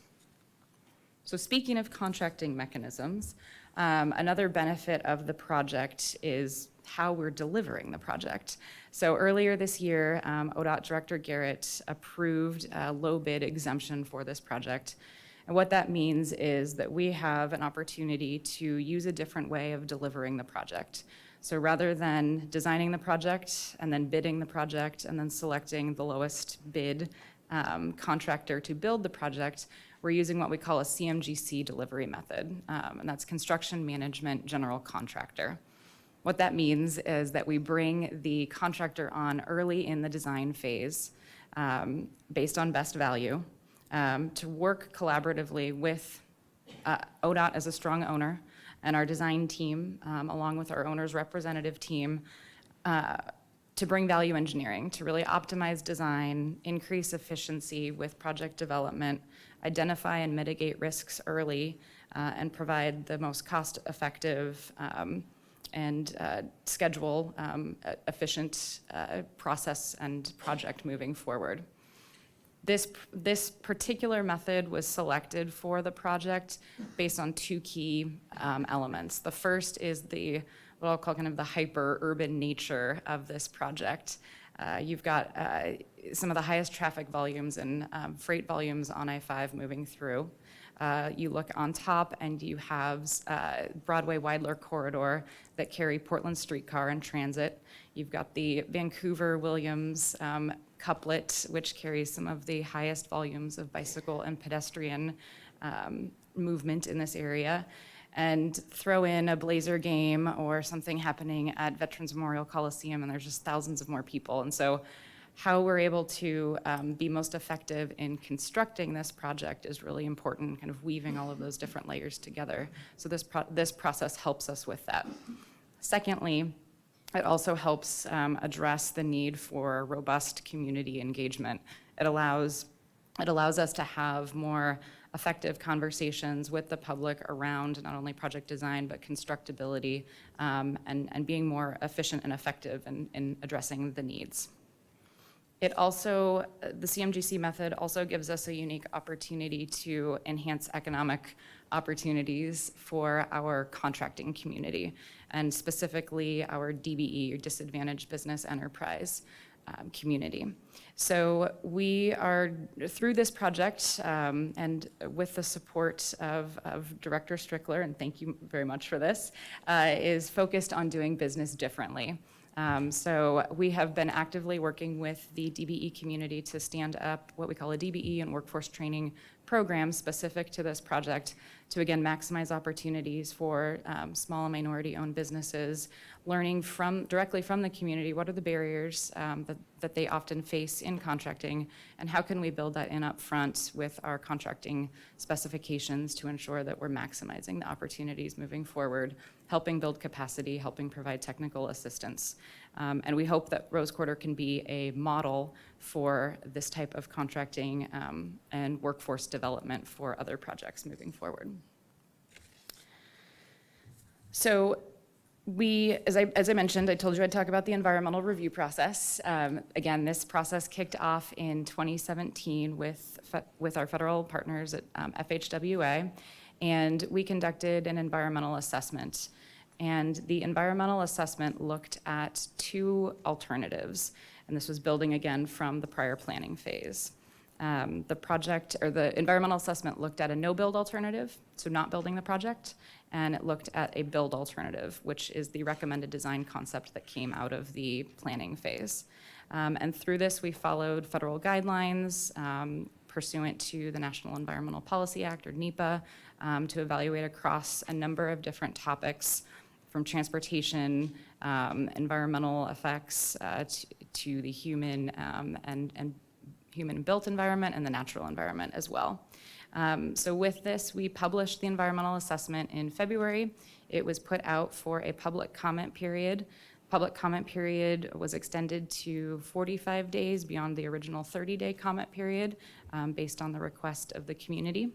And as we were preparing this environmental assessment, we as ODOT contracted with a consultant firm with significant NEPA expertise to conduct these analyses. And so the environmental assessment, again, looks at the two alternatives, compares the impacts, looking to year 2045, so measuring the long-term investment of the project and the impacts and benefits, and also looks at construction period effects, as well as indirect effects of the project. I'd say there's sort of three key areas where the community has had significant interest, being air quality, climate change, and noise. I'll also note that under our current administration, there is an executive order that actually does not require climate change and greenhouse gas evaluations as part of NEPA evaluations, but given the interest and importance of that in our community and our state, we were, of course, taking that on as part of this environmental assessment. So again, the air quality, these three areas, along with all of the other topics, again, followed federal standard processes and most current modeling tools to come up with the evaluation and the findings. And in those found that the project, the build alternative, would not result in an increase of air pollutants or greenhouse gas emissions, and would also not result in noise that would be, an increase in noise that would be perceptible to the human ear.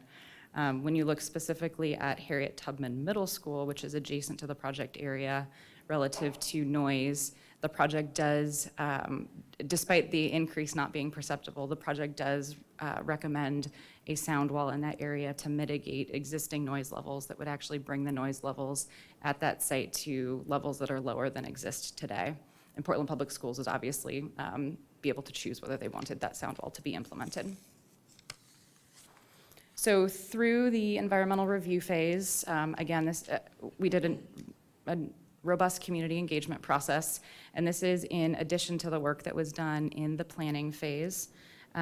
Before we kicked off the environmental review process, we held interviews with 17 members of the African American community, given the understanding of the project area's history, to help our project team better understand that history and identify opportunities for how we could shape a process and a program moving forward that would be meaningful and intentional to engage the African American community, as well as other communities of color that are typically underrepresented in transportation planning decisions. So through this helped shape our program. We did our best to go to the community rather than expecting the community to come to us. We went to 50 different community events to provide project briefings. Our project team walked the project area and visited 60 different businesses to share information about the environmental review process. Thanks to our partners in the community, we also convened pastors' breakfasts to engage the faith-based community, as well as your kind of traditional open houses and whatnot.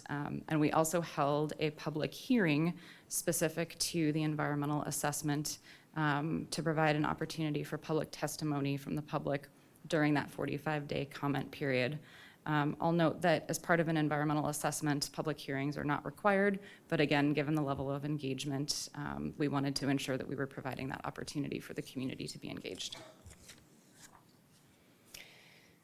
So following the completion of the public comment period on the environmental assessment, there was some additional stakeholder coordination. It was actually led by this commission, kicked off with Chair Boehne at the time, and then taken over by Chair Van Broecklyn with support from Commissioner Simpson.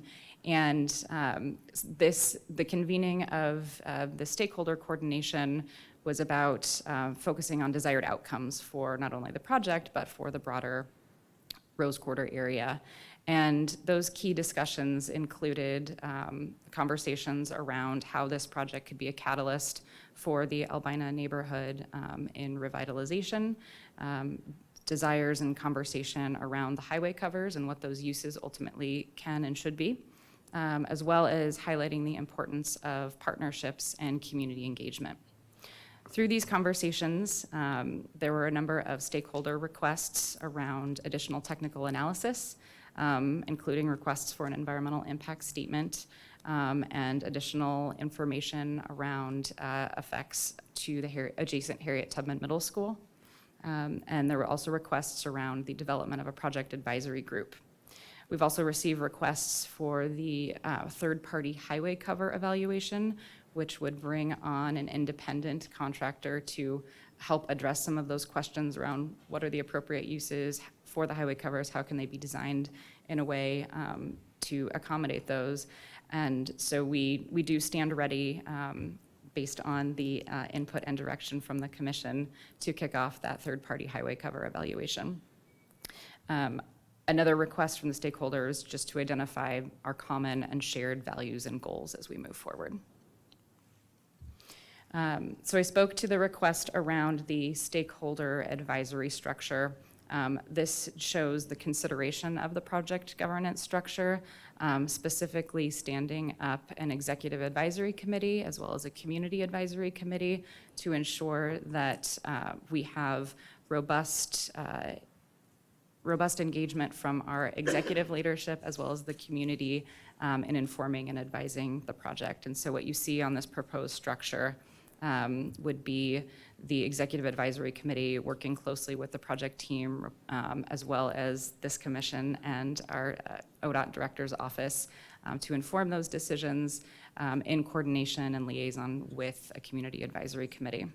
I'll note that we have already stood up one of the committees earlier this year, which we call the Community Opportunity Advisory Committee, and that's focused on the DBE program that we have moving forward. And so have shown that as a continued advisory body in this structure, in this proposed structure. So in terms of what is to come, I think the important piece that I'll leave you with is, despite us having done a number of community engagement events, that doesn't mean that as we move forward, we're closing the door and moving on. We actually want to open the door further and continue to engage the community in meaningful and intentional ways with planned discussion group meetings, open houses, public charrettes, community events, and as we continue to work with the community, learn how best we can continue to engage them and do better in that work. I want to go back, actually. And then one more item that is really important to our project team is a focus on equity. So really building on the values and themes that Mandy covered in her presentation. We want to ensure that the project team is also moving forward with decisions with equity in mind. So we are going to be conducting a project training for the project team so that we can all be functioning with a common vocabulary on what it is that we mean when we say equity and how we can drive towards equitable outcomes for the project. So I will pause there if there are any questions, but also leave on the screen and in front of your packets some of the two questions that we have around requests for directions for next steps. So I'd like to ask the commission if they've got questions about the presentation, not the question list that the staff has developed, because I want to hear from those from the community who are here today. But if you have questions about the presentation and information provided in the presentation, we can take those questions now, and after the public testimony, we may want to bring this, at least bring Megan back up here for further questions. So are there questions now on the presentation? Okay.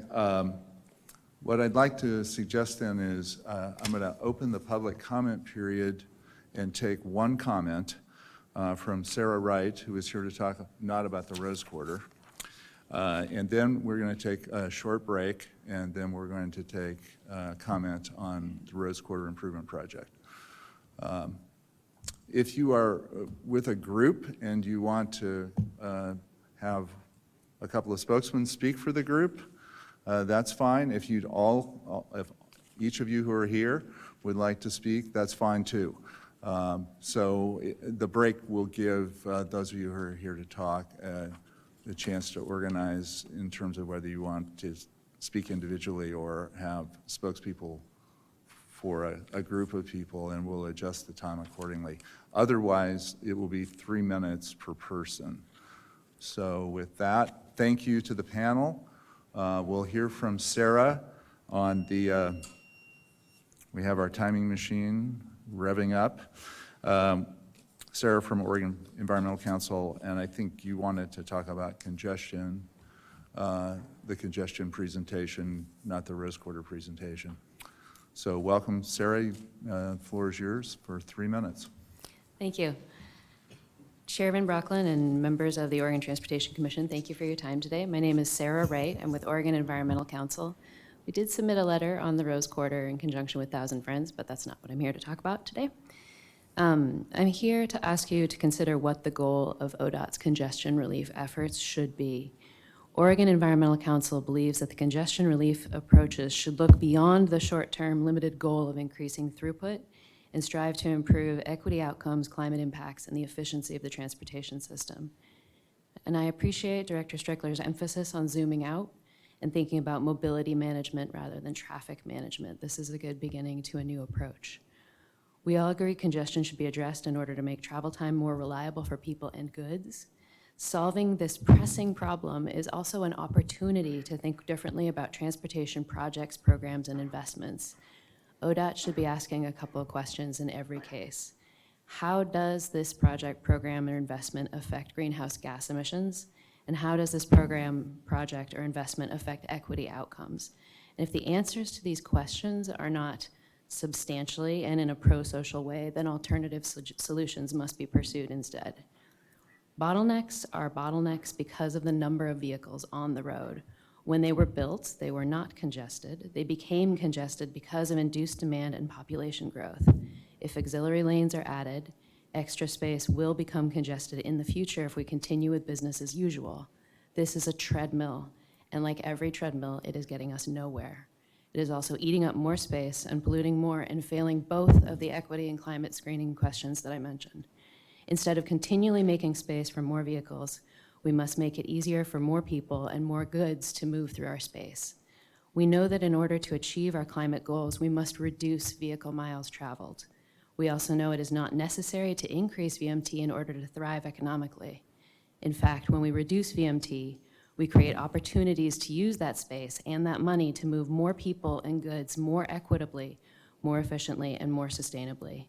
ODOT has a chance to create those opportunities through its approach to congestion relief. Thank you for your time. Thank you very much. Thanks for coming. As you know, we meet around the state, and so we realize that some of you have come a distance today. We were in Grand Ron last month. The month before that, we were in Bend. The month before that, we were in the Dalles. We try and reach out around the state. So I appreciate that creates some travel time for people who are here from another part of the state on an issue that we've got in front of us. So I appreciate Ms. Wright's comments, and we're now going to take a 15-minute break, and then we're going to take testimony. I believe I suspect all of the other commenters are going to be on the Rose Quarter project. If there's someone who wants to speak about something other than that, we'll put you at the front of the list to be heard. Thanks. So 15-minute break.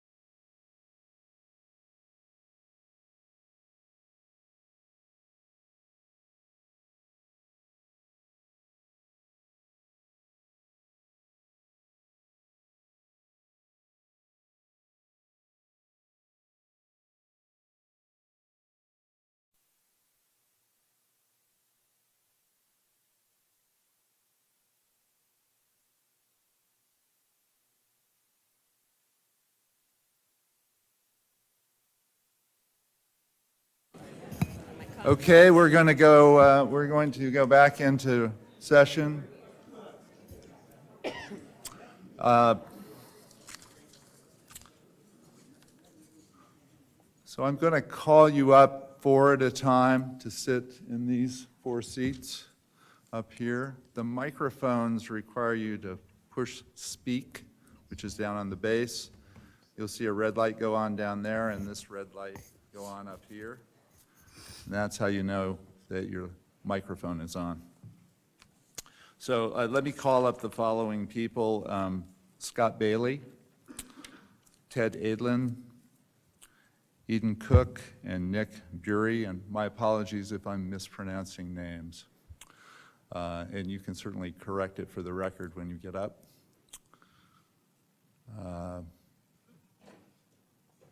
I guess we've got room for a 5th, so I'll also call up Colin Herring, please. Again, apologies if I'm mispronouncing people's names. Welcome, everyone. So 3 minutes per person. I know Ted may go slightly over because he's also carrying a message from another person who's unable to attend. So we'll recognize that. So we'll start with Scott. Welcome, Scott. Thank you. So, gosh, do I get 21 minutes? Because there's, well, actually 24 because we have 7 elected board members and a student rep. Just kidding. Good morning. First of all, I want to say thank you for your service. That's what I'm going to do next. My name is Scott Bailey, B-A-I-L-E-Y. I'm in my 3rd year serving on the school board for Portland Public Schools. I want to start, and I apologize for this, but I want to start with a reminder, and this is a quote from one of the memos that we've sent you, that ODOT is required to take into consideration public health impacts in its analysis and to use an equity lens in the planning processes. The historical legacy from ODOT, ignoring health and equity concerns voiced decades ago about building a freeway too close to a school, has cost Portland Public Schools millions of dollars that were used to make the air inside of Tubman safe for students and to deal with the health and environmental consequences for our students and the surrounding community. So we did put $17 million into Tubman. Much of it was for if you haven't seen it, there's like 2 rooms with a huge air filtration system. It looks like something in a factory. In order to ensure that the air inside of Tubman was safe for our students before it was reopened. The back of the school, which is, again, if you've seen the site, there's a fence and a steep slope down right to the freeway. We urge students to stay away from there. We've tested the air in the front of the school, and that is safe. And now we're talking about moving the freeway another 20 feet closer, I believe, and carving out some of the hillside. PPS was not involved in any of the public engagement until a little less than a year ago. ODOT staff came and presented to the school board, and I think they were a little surprised by, wow, I've got 37 seconds left.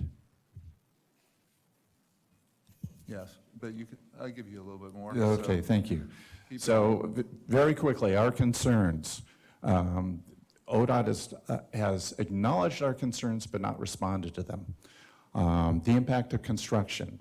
How will noise, dust, vibrations, and the unstable hillside affect students trying to be in school and learning? ODOT sits on unstable fill. Tubman sits on unstable fill. We actually don't know what the school is sitting on in terms of pilings or whatever else in terms of its structure. Certainly, we're concerned about the quality of air and air pollution. We know that some pollutants, there is no known safety level, and so it's sort of a black box in terms of how it will affect our students. The traffic configuration is going to change, and amongst other things, We don't know if our school buses can actually make a left turn onto a very narrow residential street to get out of Tubman after they drop students off. And finally, the sound wall that's been proposed. We know sound walls will affect airflows in unpredictable ways. For all we know, a sound wall could end up channeling even more air pollutants to the Tubman site. I've been part of all the meetings with Vice Chair Simpson, former Chair Bainey, current Chair Mr. Van Broek. I think I missed the first one, but I've been to all the others. We have made our concerns known. We have asked for an environmental impact statement, and we are now on record saying if an EIS does not occur, we will oppose the project, period.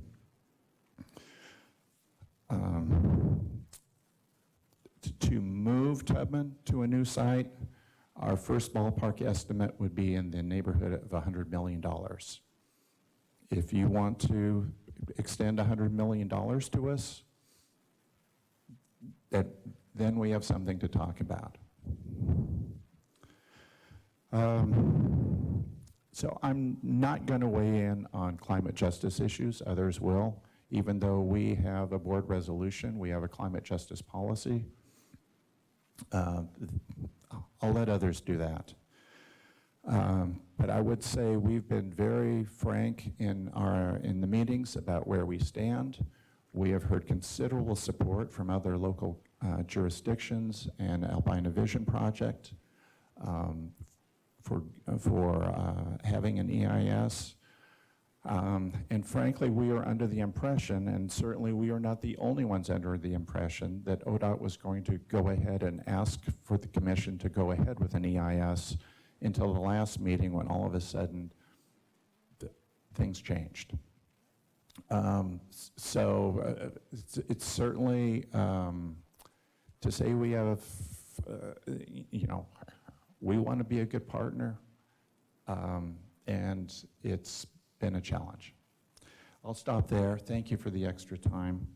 And again, thank you for your service. Appreciate it. Thank you, Scott. I appreciate your coming down and appreciate your comments. More to come with respect to dialogue between the interested governments. We certainly look forward to that. So let me move to Ted, who's next. Mr. Chairman, my name is Ted Odlin. For 40 plus years, I've been a heavy highway contractor with ODOT as being my chief client. I have served AGC as its local president, and I have also served national AGC as its president. I currently serve on the oversight committee for this body on ODOT. I came to speak for AGC and their concerns, but yesterday I was asked by my friend Pastor J.W. Matt Hennessy if I would read his comments into the record. So if I may, it's addressed, Dear Chairman Van Broeklen and members of the OTC.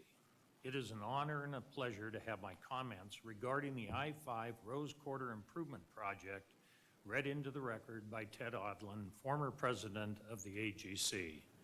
For the record, my name is Pastor J.W. Matt Hennessy, senior pastor at the historic Vancouver Avenue First Baptist Church in Portland at 3138 North Vancouver Avenue. While our church will soon celebrate its 76th church anniversary, we have been located at this address for nearly 69 years, and our building is just shy of 111 years old.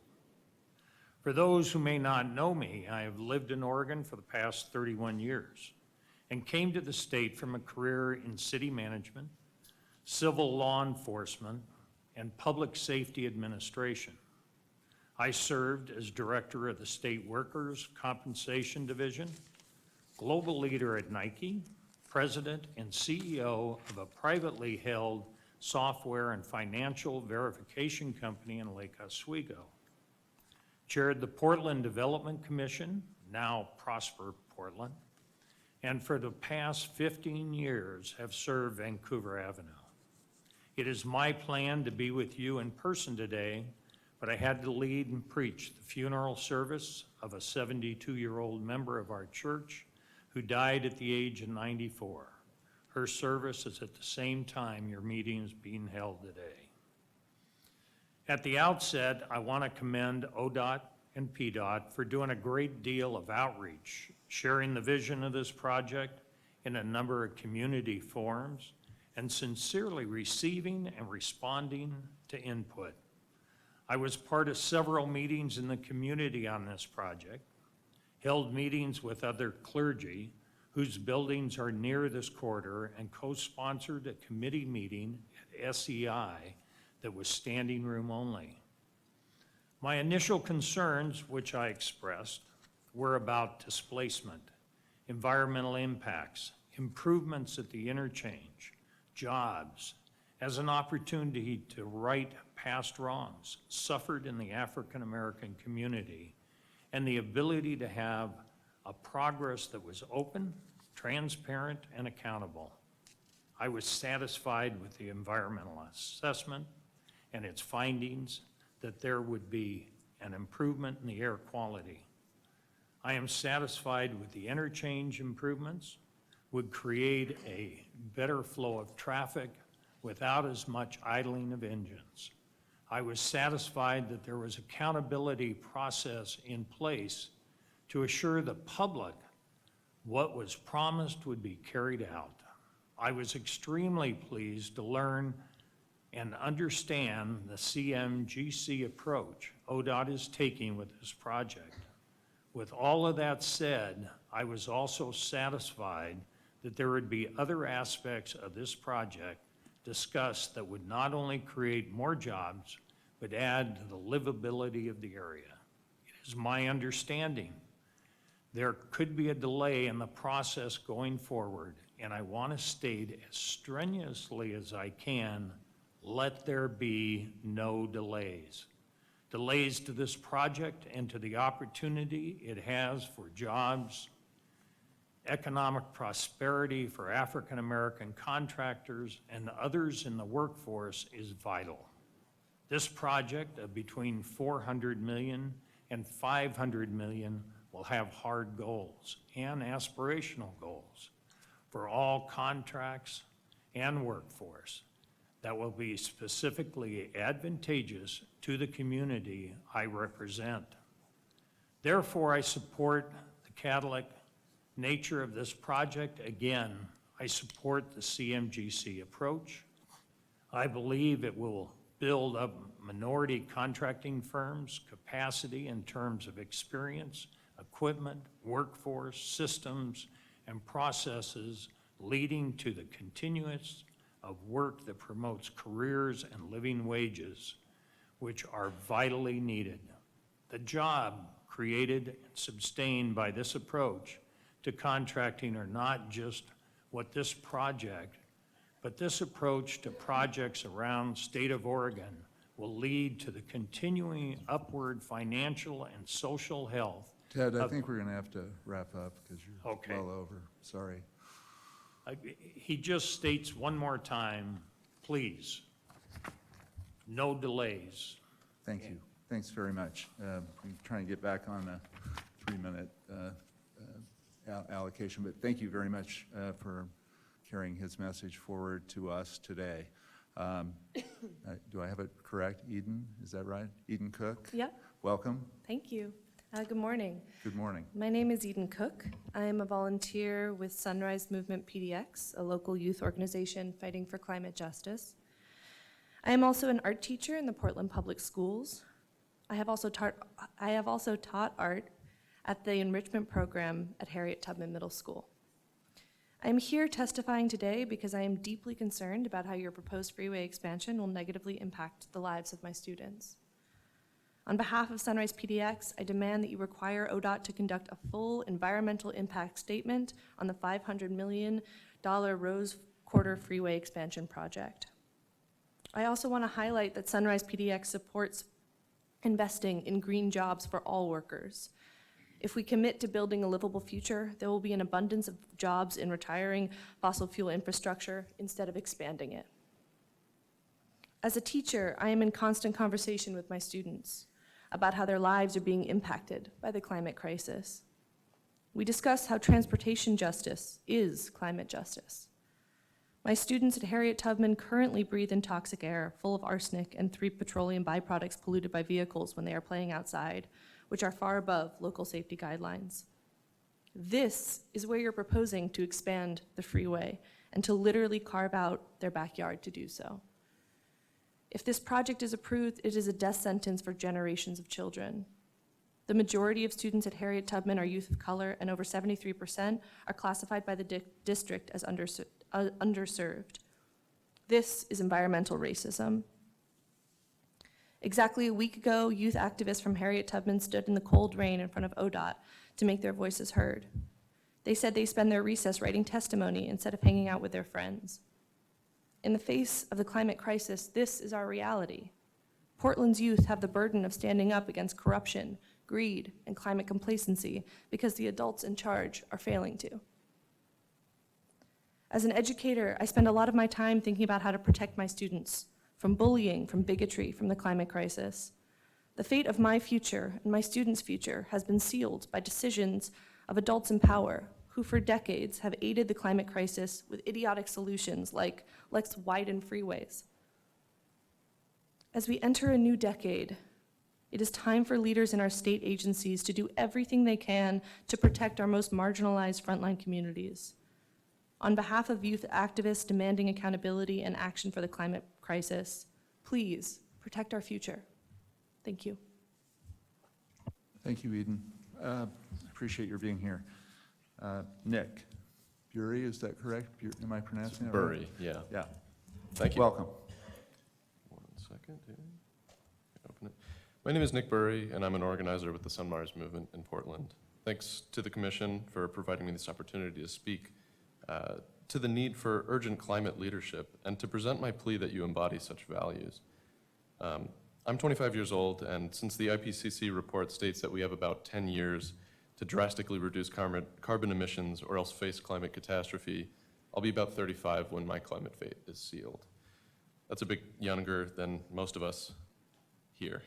I'm here today to talk a bit about inertia, but I'm getting a little bit ahead of myself, I suppose. When I first moved to Oregon for school about 7 years ago, I had no idea that this incredibly lush, green, beautiful state would be the first place that I'd witness the effects of climate change happening right in front of me. At some point, I walked outside and realized for the first time that maybe it was the slightly orange, hazy light or the faint smell of smoke that a wildfire was burning somewhere in our region. For me, that was a pretty surreal experience, and even now, after I've come to expect it every single summer, it still is. But instead of just wondering about the location or size or how the fires are exacerbated by climate change, I'm also thinking about inertia. I'm thinking about how much time, how much energy, how many resources, how much money we've invested in the status quo which we know is unsustainable, and what it will take to overcome the inertia of the status quo. I'm thinking about the I-5 Rose Quarter expansion project, a project that's ridiculous from almost any angle you view it from. It's an expansion of carbon-based transportation infrastructure. It's terrible in terms of air quality. It's cutting into the backyard of a criminally underserved middle school, and best of all, it won't even improve traffic congestion. To me, this is a perfect example of how difficult it is to resist inertia, even on such a small scale. It's just the way things are done, after all. Except that isn't enough, because the way things are done is threatening our world and the livelihoods of future generations. I think all of us here know this, and that's why we're asking you to not give in to the inertia of business as usual. When 40% of Oregon's carbon emissions come from transportation, let's be clear, giving into inertia and continuing the status quo is a form of climate denial. At the very least, we need a full environmental impact statement, and the project should probably be reconsidered altogether. I should say that that doesn't mean we don't support jobs in the community. Creating a livable future is going to be a lot of work, and we are committed to a just transition for workers into green jobs.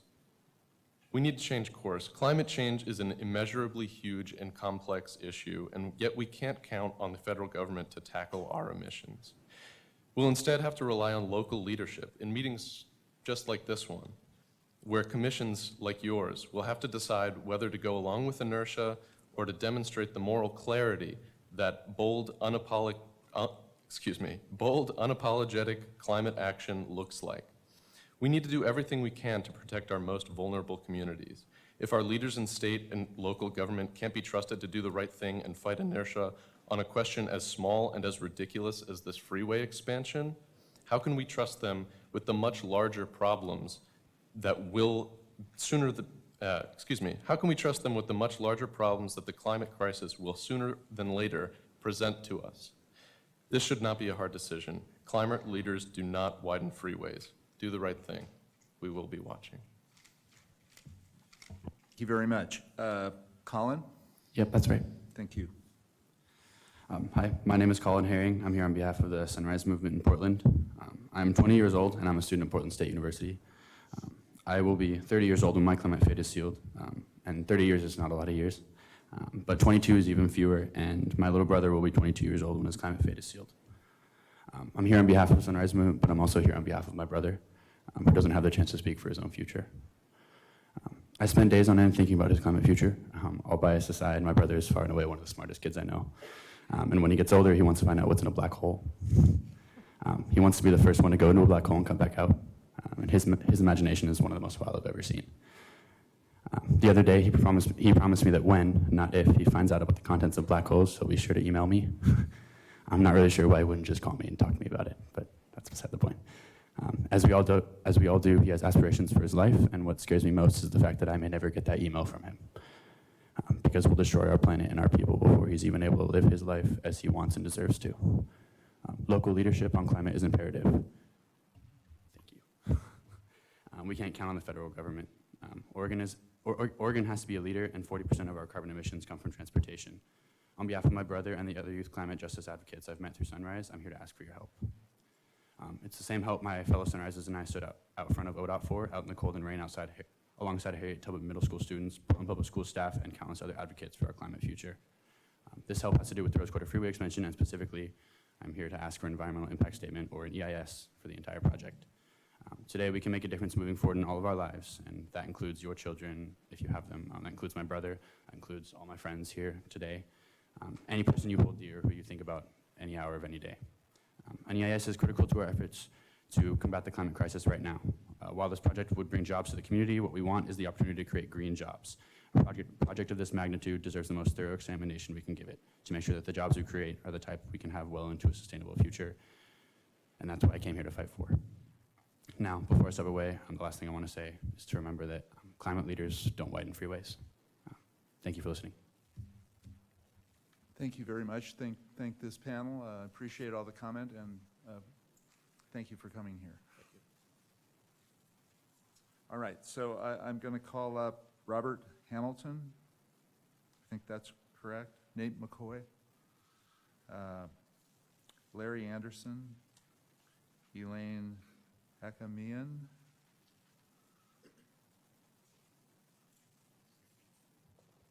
Right. And is Larry here? Good, okay. And Marilyn Fleener.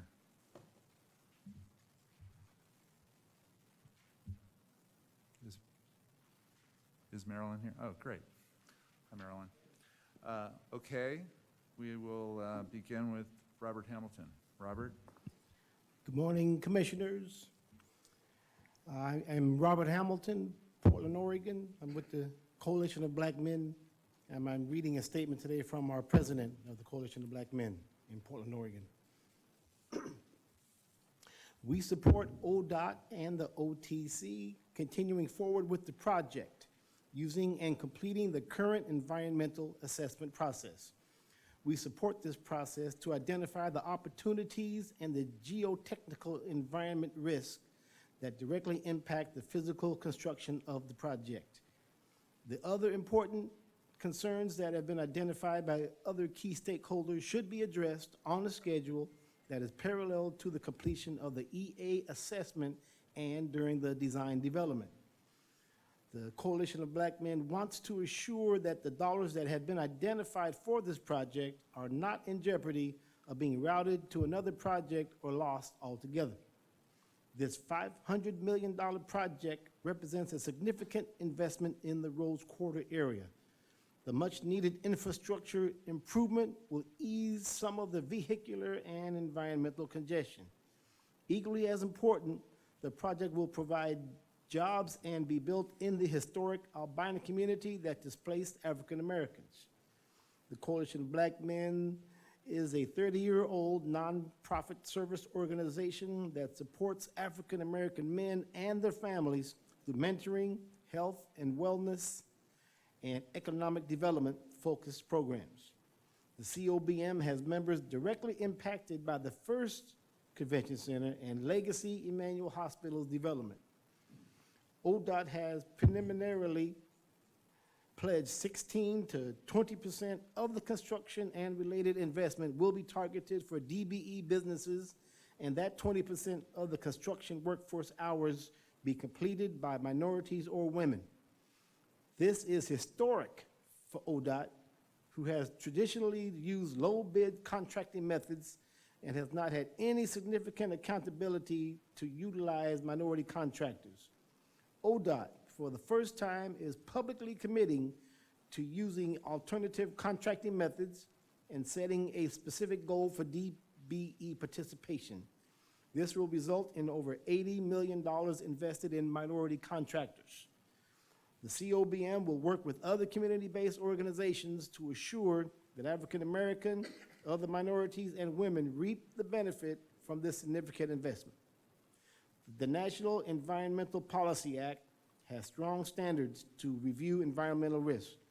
The project, due to its size and scope, must follow fairly stringent requirements to ensure project minimizes geotechnical, environmental, and health risks. This is the priority of the NEPA. Other important related environmental, including economic and social, concerns can establish parallel timelines and decision points to assure other related community and design objectives are met. Considering and requiring other environmental impact analysis will delay the start of the project and will jeopardize costs and funding. We want to assure this project begins and is completed on time to assure the investment and its results are realized. Thank you.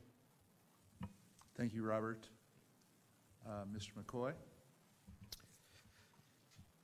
Thanks, Chair Van Brocklin and Commission members. For the record, my name is Nate McCoy, Executive Director of the National Association of Minority Contractors, Oregon's chapter, also referred to as NAMAC Oregon. On behalf of the NAMAC Oregon, we're pleased to submit this letter to support a vote to approve this environmental assessment and begin the contract engagement and community involvement processes to ensure economic development in the surrounding historic African American area and region, which voters passed in House Bill 2017's transportation package. Since the inception of NAMAC Oregon in 1996, our organization has worked to serve the interests of Portland's disadvantaged DBE minority and women construction companies. As a voice for minority contractors throughout Oregon on major legislative issues and contracting opportunities with particular impact on minority businesses, our mission has been clear. It is to eliminate barriers to minority contractors which hinder full and profitable participation on construction and design projects throughout the region. With a membership of over 60+ tax-paying minority contractors eager to keep their businesses busy, and there are over 3,000 workers working. They've expressed growing interest and support for advancing the vital transportation project to the next phase.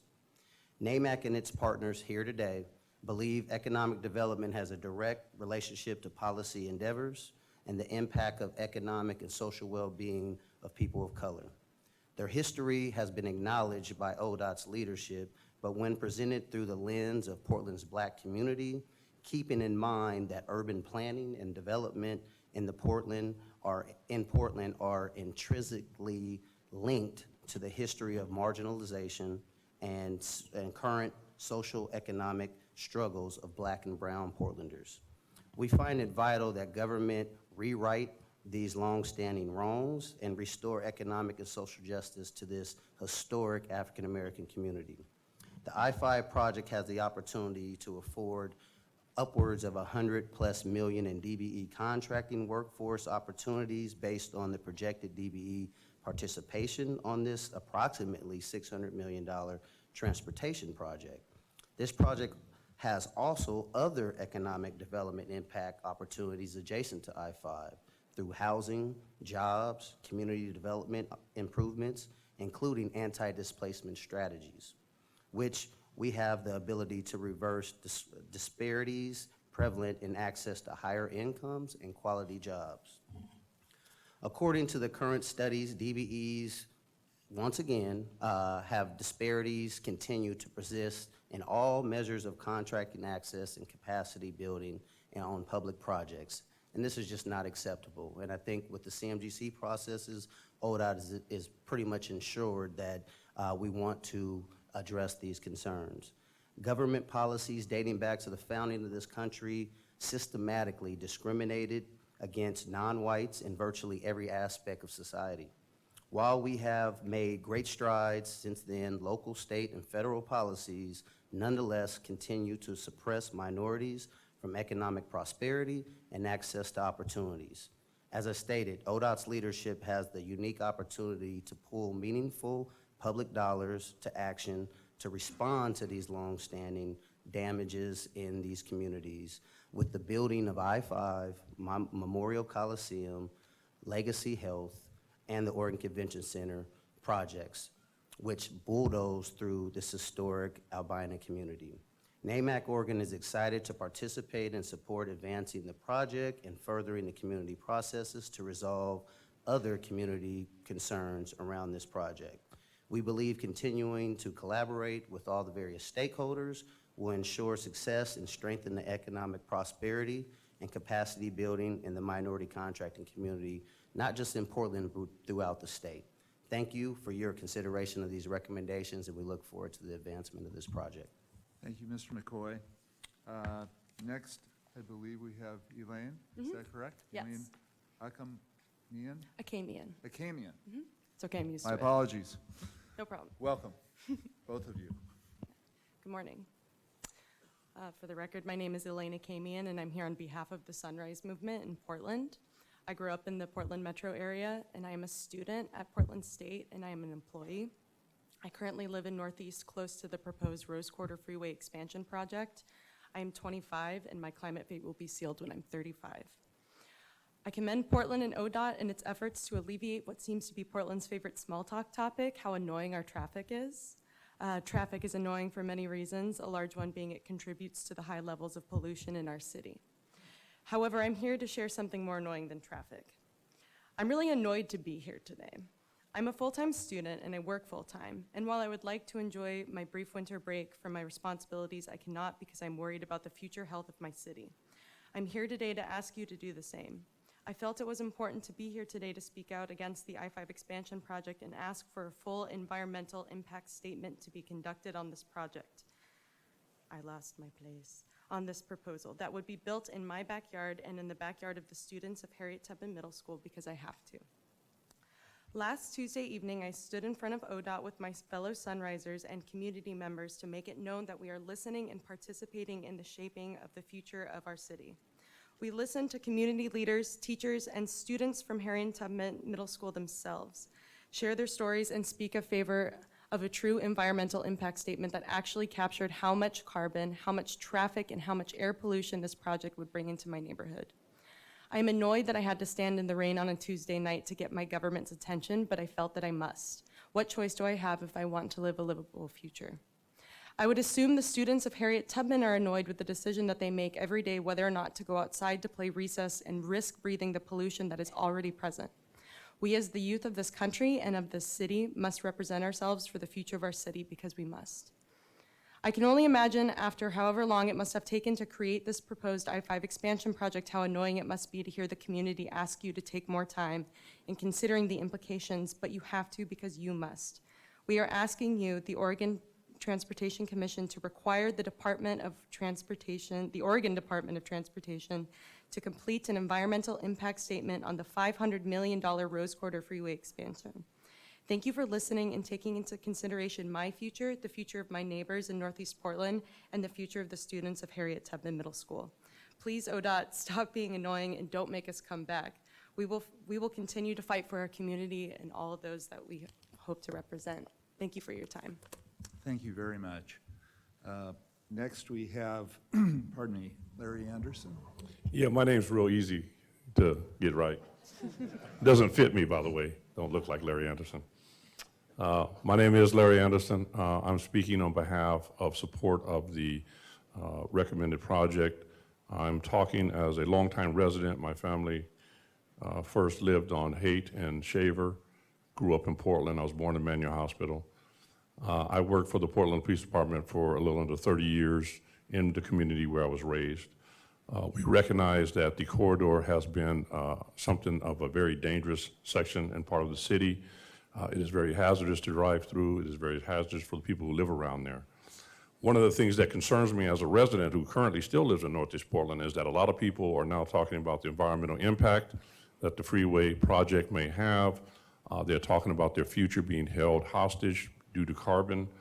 And I would like to say that when that freeway was first put in place, when it was predominantly an African-American community, I did not hear people having those same concerns about the environment. I was a little child when it was built. It is still going, and I'm now 63 years old, and I plan on living continually in spite of the carbon output that I've had to live with all my life with the freeway. The other thing that I find interesting is that they talk a lot about the environment, but they exclude the people that used to live there as though we're not part of the environment. Economic denial that has been given to us as a result of these projects, which have displaced my community entirely, does not consider the fact that if we have living wage jobs, that we're able to participate and develop the capital through these kinds of projects, that we can clean up our own neighborhood, that we can be a part of making our community safe, that we can govern how we can better serve our students. Instead of having people who make these decisions who are not part of our community, who come into our community after the fact, who live someplace else, and then make decisions for us on behalf of their interests using us as collateral.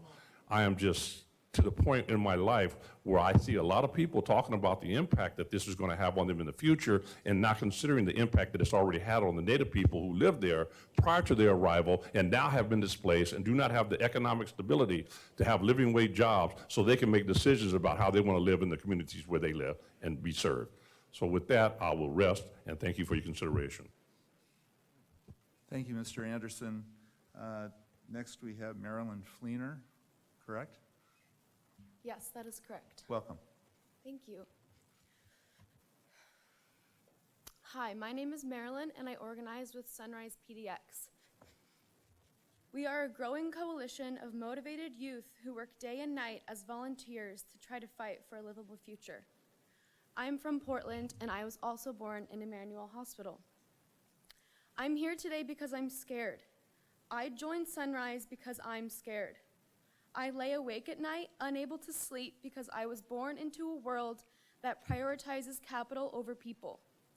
I hope you are all very aware of the IPCC report that came out about 2 years ago, which gave the world a now 10-year ultimatum on climate change. The world's leading climate scientists from 40 countries told us that there is only 10 years for global warming to be kept to a maximum of 1.5 degrees Celsius, beyond which even half a degree would spell widespread disaster, significantly worsening the risk of drought, floods, extreme heat, and poverty for hundreds of millions of people. The world is already clocking in at 1 degree Celsius warmer than pre-industrial levels, which means we're more than halfway there. At the rate we're going, global temperatures are set to hit the mark by 2040, unless a lot changes and fast. Energy policy experts tell us that limiting warming to 1.5 degrees Celsius is possible within the laws of chemistry and physics, but would require unprecedented changes. Tell me, how does widening a freeway align with these urgent goals? They simply do not. What we need is to retire the gray old deal, which includes reinforcing current infrastructure that clearly isn't actually working, and we need a Green New Deal yesterday. 40% of Oregon's carbon emissions come from transportation. It is the only sector in Oregon that does not have a plan to be lowered. In this time of crisis, how are you not prioritizing lowering that number? I believe the world's top 90 climate scientists who wrote the IPCC report, and I do not believe ODOT when they tell us that the Rose Quarter Freeway expansion would somehow be the first in America that reduced traffic congestion, lowered carbon emissions, or improved air pollution. I am 22 years old. I will be 32 when my climate fate is sealed. I will be 32 years old when the earth I was born on hits the point of no return. I'm terrified to turn 32. Were you terrified of turning 32? We have 10 years to make drastic systematic change. That begins with not widening the freeway and begins with using those resources to make those unprecedented changes that so desperately need to be made, like more widespread accessible public transportation, more bike lanes, more sidewalks, and less room for cars that are contaminating the air that I and we all breathe. Climate leaders do not expand freeways, and so I ask you, which side are you on? Be on the side of history that lets me grow to be your age. Thank you. Thank you very much, Marilyn. So excuse this panel with my thanks for your being here. And I think we have one more group coming, and that would include Aaron Brown, Matthew Jensen, and finally Jeff Moreland. And let me ask, is there anyone else who would care to speak who has not spoken? Okay, so this will be the final group. So we'll start with Mr. Brown. Welcome, Mr. Brown. Good morning. Chair Van Brocklin, we sent you a bunch of postcards. I hope you got them. I did. Awesome, Appreciate thank it. you. More information, the better. We've got it coming. My name is Aaron Brown. I'm here on behalf of No More Freeways. It's always tough to follow the youth climate activists. I mean, their testimony is so sincere and heartfelt, right? But then again, that's what I'm asking you to do this morning. Follow these brave young people. Their future, our future, depends on it. Adults have simply failed to act on the climate crisis, and we are now in a climate emergency. I was born 31 years ago. Carbon was at 351 parts per million the month I was born. That was the last month that we had carbon at a level that scientists deem safe. Half of all of the carbon that has been emitted in the entirety of humanity has been during my lifetime. I am a physical representation of our inaction on climate due to corruption, inadequate government response, a lack of urgency, and incompetence. Chair Van Brocklin and members of the board, what's your New Year's resolution? Do you have a new decade resolution? Get some exercise, get some better sleep. Myself personally, 2020 is going to be a big year. Increasingly looks like nothing short of fundamental change is going to be required to stave off the worst impacts of the climate apocalypse. My resolutions are to tell the truth more, to more fully invest in the calling I've personally felt to do something about the existential threat that the climate emergency poses to me and my generation. What would it look like for the Oregon Transportation Commission and ODOT to hold resolutions to tell the truth more? What would it look like for the Oregon Transportation Commission to heed the callings to act in accordance with one value? I know that all of you are part of public engagement because you have a calling, right? What do you want your legacy to be? I assume that you joined the OTC due to some larger calling, a desire to participate in civil service, to leave your community, your state, better than you found it. What stands before you today is an enormously carbon consequential decision. Sometime in the next few weeks, many of you assume will be reunited with friends and family during the holidays. What do you plan on saying to your children, your nieces and nephews? How comfortable are you looking them in the eye and telling them that you're ignoring your opportunity to weld your enormous power and responsibility in the favor of their future? Does your inability to stand up for nothing short of the fundamental changes necessary to stave off global destabilization, floods, fires, food shortages, droughts, rising oceans, mass extinctions, snowless winters, does it keep you up at night a fraction as much as it does the younger people in this room? I too have found my calling, and it involves standing in solidarity with the youth climate movements across the planet demanding urgency. And I also just want to make it abundantly clear to every single person in this room who is supportive of this project has an opportunity to expand the workforce and help build the next century's infrastructure and heal the Albina neighborhood from a previous generation of racist trespasses and policy injustices. I am emphatically with you, and I look forward to working together. Studies show that investments in transit, biking, and walking create twice as many jobs as road and freeway constructions. This makes sense. Most of the money from freeways gets dumped into asphalt and concrete, not into labor-intensive street design. No More Freeway stands in full support of efforts to direct funding to minority contracting. Our opposition to this project is coupled in complete support with ensuring the appropriate community groups get their opportunities. I'm out of time. I'll cut my comments short. I just wanted to acknowledge that you received a letter this morning from an additional 327 Oregonians demanding a full environmental impact statement. I also just want to acknowledge that this meeting was only publicly put on the calendar a week ago. 100 miles away from where the decision was going to be made, and up until Governor Brown's letter yesterday, we assumed there might be a vote today. So to see all of these folks that can come down on a week's notice to come talk to you about this, just know that the Sunrise Movement is going to continue to grow, and you will not be able to talk about freeway expansions anywhere in the state without us showing up and asking you to think about what your legacy will be for current and future generations. The oceans are rising, and so are we. Thank you very much for your time. Thank you, Mr. Brown. Appreciate your being here. Matthew Jensen is next. I Thank you, assume I Mr. got Chair. that one right. Yeah. Thank you, Mr. Chair, Thank you. Commissioners. I appreciate the opportunity to be here to speak. My name is Matthew Jensen. I am the president and a business rep for Laborers Local 737. We represent over 3,000 members in the state of Oregon, many of which live and work in Portland metro area. I'm here to speak in favor of the project moving forward with the environmental assessment that's already been completed, with extra steps that were not required by the assessment in order to be thorough and cognizant of the community's interest. The assessment concluded the project would not adversely affect the area. In fact, emissions in that area would be reduced due to decreasing vehicle idle times. Delaying the project further would cause an unnecessary increase in overall project cost and delay the positive impact an earlier completion of the project would have to reducing congestion and idling in the area. The project would potentially put many of our members to work, including our apprentices, of which 40% have minority status and 22% are female. It's one of the largest in the state for trade unions. All of them would be furthering their education on the job while earning a living wage and excellent benefits working with our signatory contractors that would have the opportunity to be on the project. I thank you for your time. Thank you.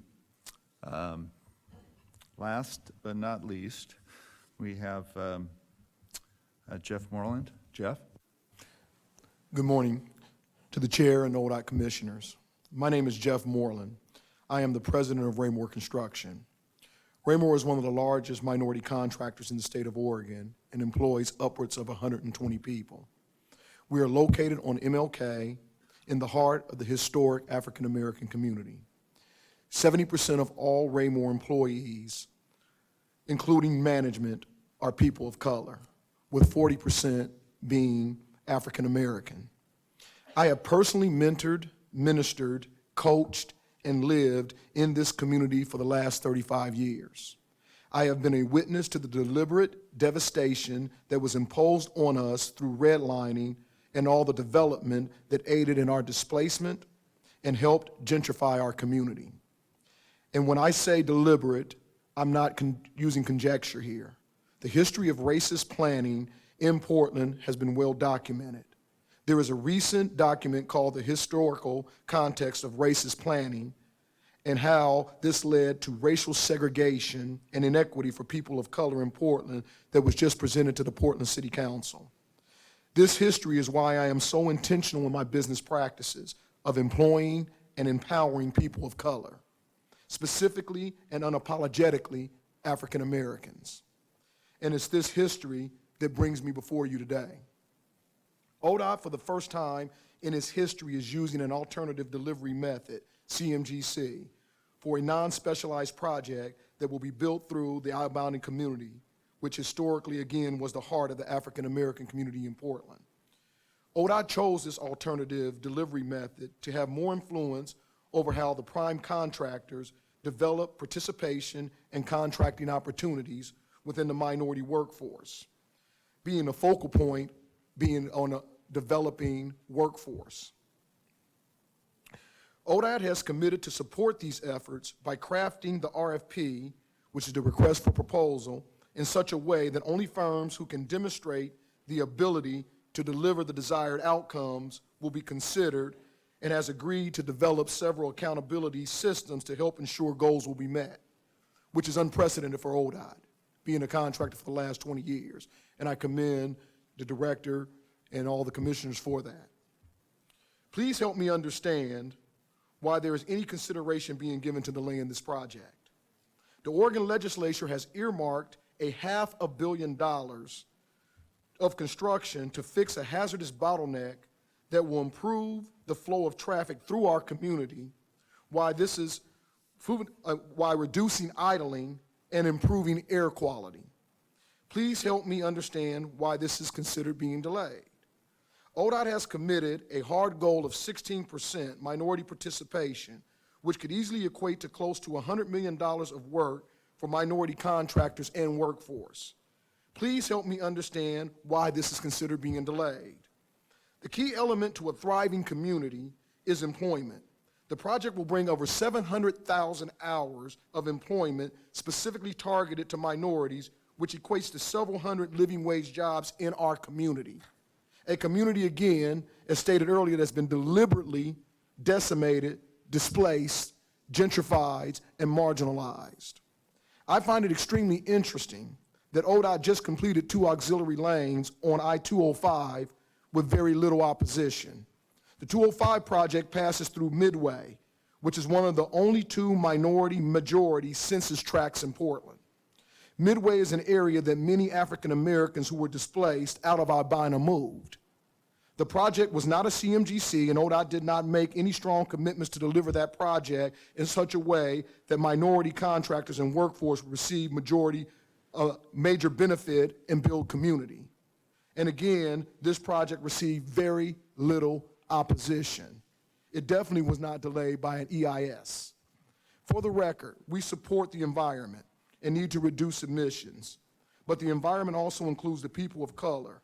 And for too long, our voice and our well-being has gone unheard and ignored. This project will bring real economics to our community that can be a catalyst for real revitalization. Sustained living wage jobs that can easily become careers. And most importantly, bringing empowerment through economics that can lead to home ownership, development, new businesses, and capacity. This kind of economic empowerment is needed in our community now.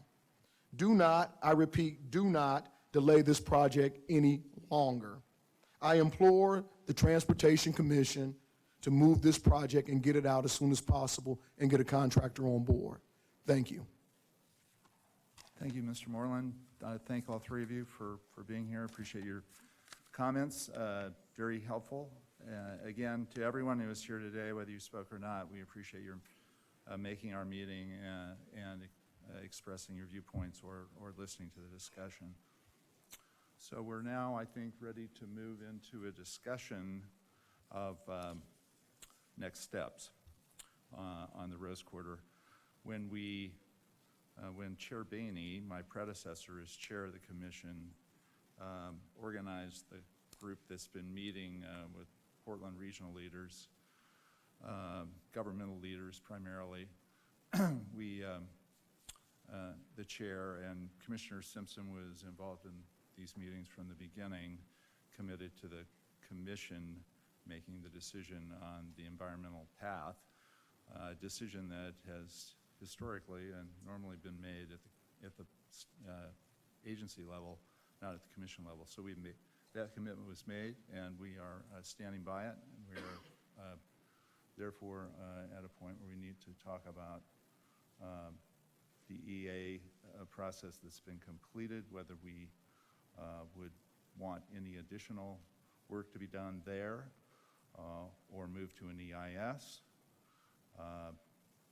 And so that's, I think, That's really the focal point of this discussion this morning. So with that, I'll open it to the commission to make comments or ask questions of staff. If we want to have the panel back up to ask questions, I'm seeing nodding by Commissioner Smith. Okay, I think Mr. Lind and Ms. Channel or Chanel? Which one is it? It's Channel. I just, for some reason, warped into French there for a second. I don't know why. So, all right. It sounds like Commissioner Smith has a question. Thank you, Mr. Chair. I guess one of the, obviously one of the major points today has been focused on asking for an EIS as opposed to environmental assessment. And I'd like you to speak a little bit to what difference that would be. I mean, what would we get in addition to the EA in an EIS? Kind of the whole background of why one was chosen, kind of the thinking about it, and kind of where we are. Sure, happy to answer that. So kind of taking a step back and a bit of NEPA 101, I suppose. There's 3 different paths that you can take when you have a project that requires federal action or has federal dollars put towards it as required by NEPA. One is a categorical exclusion, which is when you know that your project does not have significant impacts. On the other end of the spectrum, you have an environmental impact statement that you do when you know that you have significant impacts, even with implementation of mitigation, that you're not able to reduce those impacts to a less than significant level with. And then in the middle is an environmental assessment, and that is typically done when you aren't certain that you can avoid all significant impacts, but you're not certain that your project is creating significant impacts. And so we, in consultation with the Federal Highway Administration, went through the standard ODOT and federal process to make the determination for an environmental assessment to move forward on this, because we didn't believe that there would be, we didn't know that there would be, we couldn't definitively say, rather, that there wouldn't be significant impacts, but we wanted to do the due diligence of the analysis. And so following federal guidelines from Federal Highway Administration and in consultation with guidelines from the U.S. Environmental Protection Agency on modeling, we evaluated a number of different topics required by NEPA, and the same topics that would be evaluated both in environmental assessment or in an environmental impact statement. And as written, per the project that we have today and the scope of the project as defined by the planning process, the current environmental assessment does not identify any significant impacts. That said, the final decision around path forward for NEPA really lays with the federal with the federal government, with FHWA making a final determination, which, if it is an environmental assessment, the determination can be a finding of no significant impact if there are no significant impacts. And if they make a determination that there are significant impacts or additional evaluation would be needed, then you'd go to the environmental impact statement process, and the outcome and decision there by the Federal Highway Administration would be a record of decision.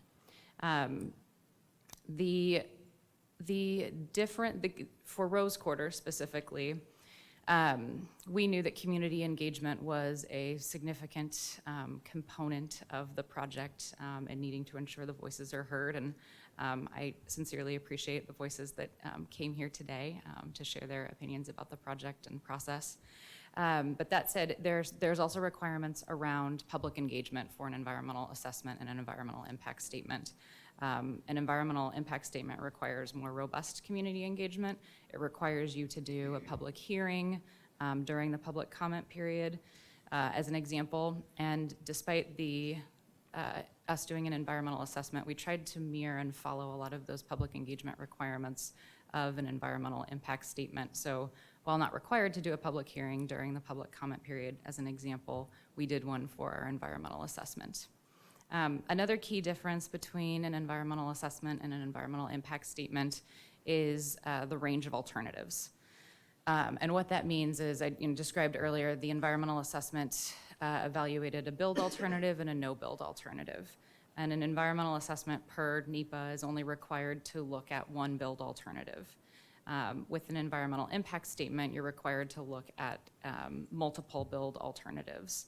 And so in consultation again with Federal Highway Administration, we determined that in looking at the 70 different design options in the planning process before, and with direction from this commission and city council back in 2012, we had the recommended design concept to move forward as the build alternative in the environmental assessment. The key difference in this case for Rose Quarter moving into an environmental impact statement would be the need to look at additional alternatives. But the analysis for the project scope as it is today would be very similar between an environmental impact statement and the current environmental assessment. The follow-up, do you know what process we did for the most recent lane widening that we did? Did we follow an EA? I'm pretty sure we used categorical exclusion on that Okay. project. Okay, thank you.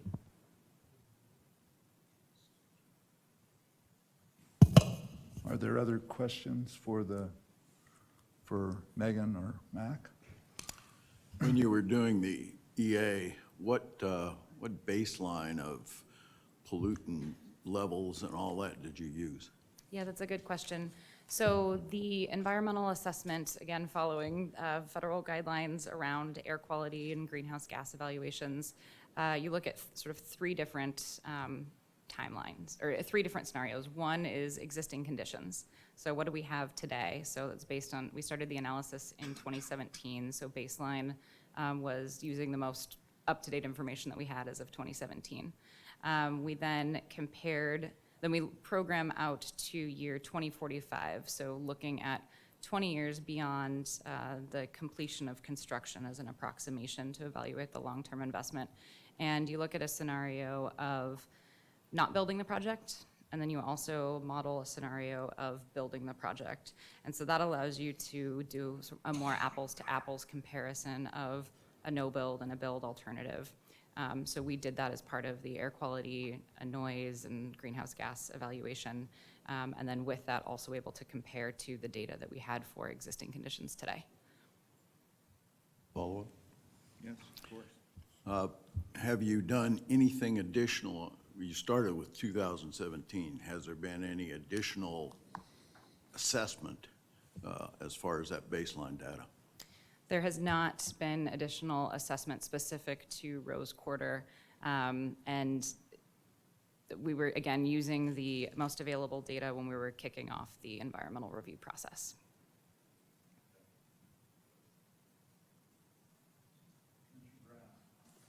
Try that again. Commissioner Brown.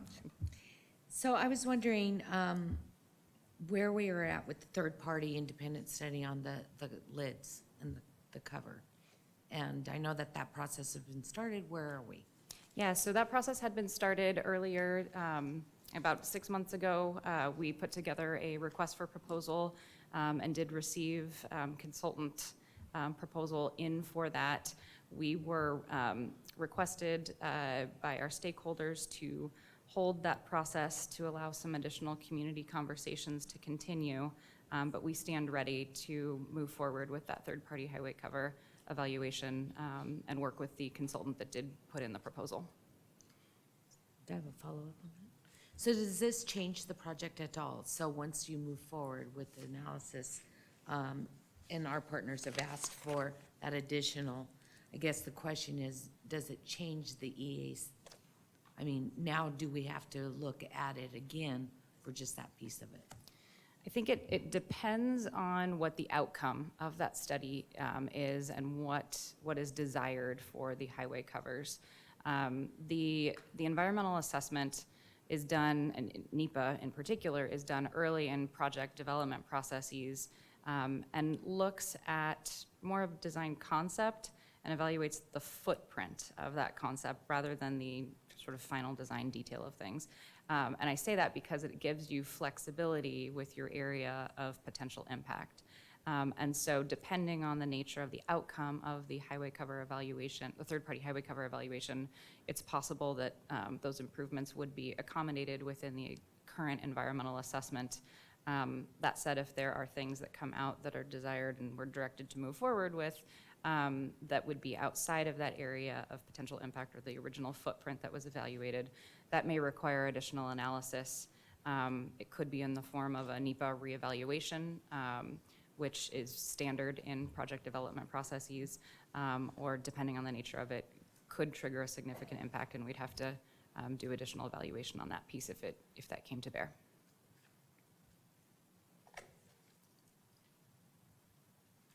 Other questions? Commissioner Brown? Another follow-up on that. Yeah. In the RFP for that, what is the timeline?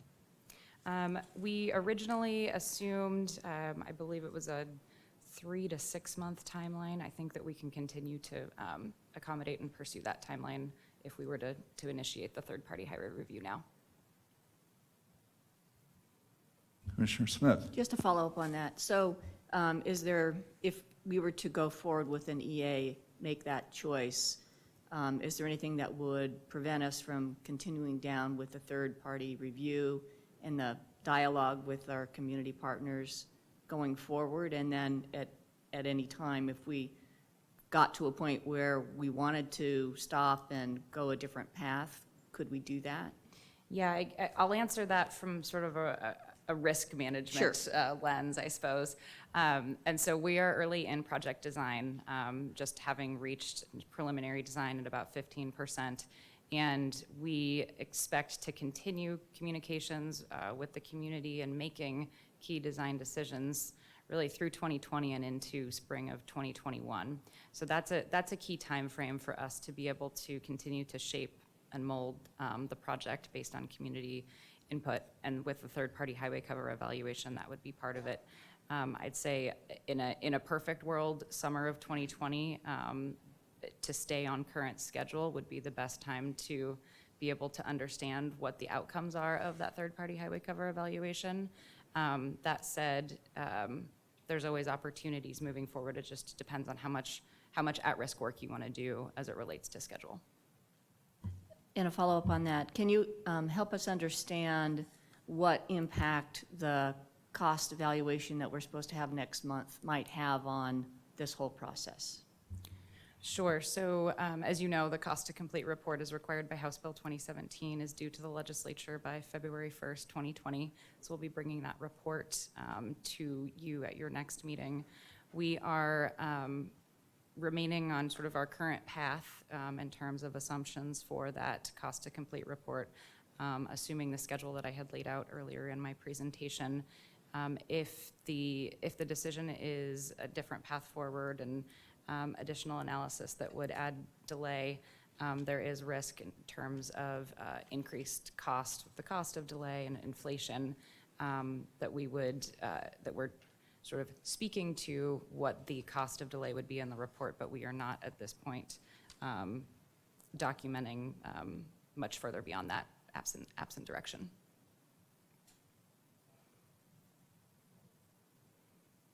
Other questions of our panel? No? I don't have any questions right now. Okay. We reserve the right to call you back again. Of course. All right, so you can step down for, at least for the moment. Thank you very much again. So I'm going to just open the discussion first to just comments off of what we've heard so that commissioners can kind of get out their thinking, and then maybe we will move towards a consensus. Maybe not.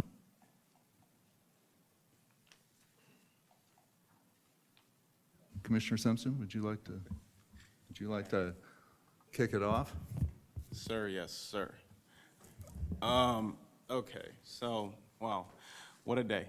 Now, obviously, there's been a lot of momentum built up for this conversation, and it's obviously been very sensitive and very emotional, and I mean, you can hit every single expression you could think of that has brought us here today with all the comment and support and opposition, but I think to get to the point here, I think the reality is that I totally commend the efforts and the messages coming from the Sunrise Group, because I 100% agree with your passion and your direction and the things that you believe in and are concerned about, because I'm concerned about those exact same things. I commend the efforts from the historical African-American community, the contractors, all those involved in this process that have voiced their opinions and concerns, not only about the project itself and it being at risk, but also just the history that has gotten us to this place. And I think the reality is that we continue to skip over one main important piece here is that we're operating in a broken system. And this system has gotten us to a place where two very important talking points and messages should be at the forefront of everybody's conversation and dialogue in every platform. It's very easy for people from the outside to point the finger and find a black sheep or somebody to point the finger at. And what I've come to learn is that ODOT has become that punching bag for society. And unfortunately, I think that's unfair, because if we were to be honest, if we're gonna honestly, truly be honest, we would look at all public agencies and what they're doing that is unconnected and that is not thinking about the future of all people and what that means for their livability and their prosperity, and most importantly, the sustainability of our earth. The one thing I don't want to dwell on here is this conversation of race and climate, because like I had indicated, they're both very, very, very important, but they're definitely two separate conversations. And I think the reality is that the conversation that we do need to be focusing on is humans and money, because the common denominator here is money. It's all about money. And we live in a system, that broken system, that is heavily dependent on money. And that system, unfortunately, through years has been designed to have winners and losers, those that have and those that don't. And so that's why we're seeing this disconnection right now in 2019, and this rising level of activism and social injustice, and people that are very charged and animated about their future. And they should be, because we're functioning in this broken system.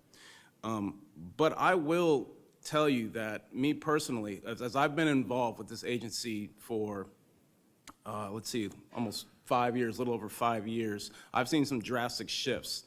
I've seen shifts in individuals, I've seen shifts in hearts, I've seen shifts in perspectives, in ways in which people perceive things, in the way in which people function. Obviously, we've gone through new leadership. There's been several shifts on this commission since I've been involved. And I've been through some very emotional meetings in my short time here. But I'm not going to cut a shortcut for the department, because I do believe the department can be doing a lot better. I believe the department can actually become a global leader in transportation policy and transportation development and in transportation concepts and ideologies and regulations and et cetera. But right now, I think we're just at a place where we have to really decide what's most important, and what's the most important to the whole ecosystem at whole, as we have to share this together. And one of the things that really hit me today was Mr. Brown's testimony about, the science and what we're facing right now and what we're seeing. And the reality is that, science is all predicated off universal law. And universal law is established to ensure that people are taken care of. And those people are people that we all cross paths with, people that we all integrate with, people we all socialize with. And the key here, I think, is that as we talk about the economic opportunities that are presented off of this small project, and we talk about the environmental challenges that we're facing right now in society, I think we need to figure out how do we latch those both together to ensure that we have a shared outcome, and that we ensure that the historical injustices and things that have actually raped communities and harmed communities and continue to force people into oppressed states, that we course correct that and try to prepare for the future. Because if we, as Oregon, do not figure out how to solve some of these most pressing issues, which are faced in all urban communities right now, then we're just contributing to the dysfunction of that system I talk about that is broken. So it's really up to all of us to figure out whether or not if we want to fix that system or if we want to contribute to just put Band-Aids on wounds and let it go as is. But I am going to ensure that as a commissioner that I make decisions that are in the best interest of the future, best interest of the people, and most importantly, the people that have been affected, hindered, and oppressed the worst throughout society. And I just wanted to put that on the record so that people understand as we move through this, not everybody's going to be happy, and that's just the reality of it. But as we get through some of these most challenging times and hurdles, it's going to take this conflict and this challenge, because the worst has yet to come, in order for us to get to the place that we know is going to benefit us all in the 21st century. So I appreciate everybody's comments and thoughts and feedback today, and I'm definitely looking forward to moving this agency forward alongside my other commissioners and creating a future that is livable for all. Thank you, Mr. Vice Chair. Do others want to comment, or do they want me to comment? All right, Commissioner Smith? Very eloquently said. I agree with everything you said. I too am concerned about the broken system that we have, and we have to make choices within that system as a commission. And I appreciate the Sunrise Movement as well. I think our organization is doing some course correcting to focus on reduction of carbon emissions. I know it's probably not as fast as many of you would like to see, but I don't think we can put the brakes on this system that we have in a way that's not thoughtful in the context of this community and the projects that we have in front of us. So I think I agree with everything you said, and going forward, I think we need to keep all of those perspectives in mind in our decision-making.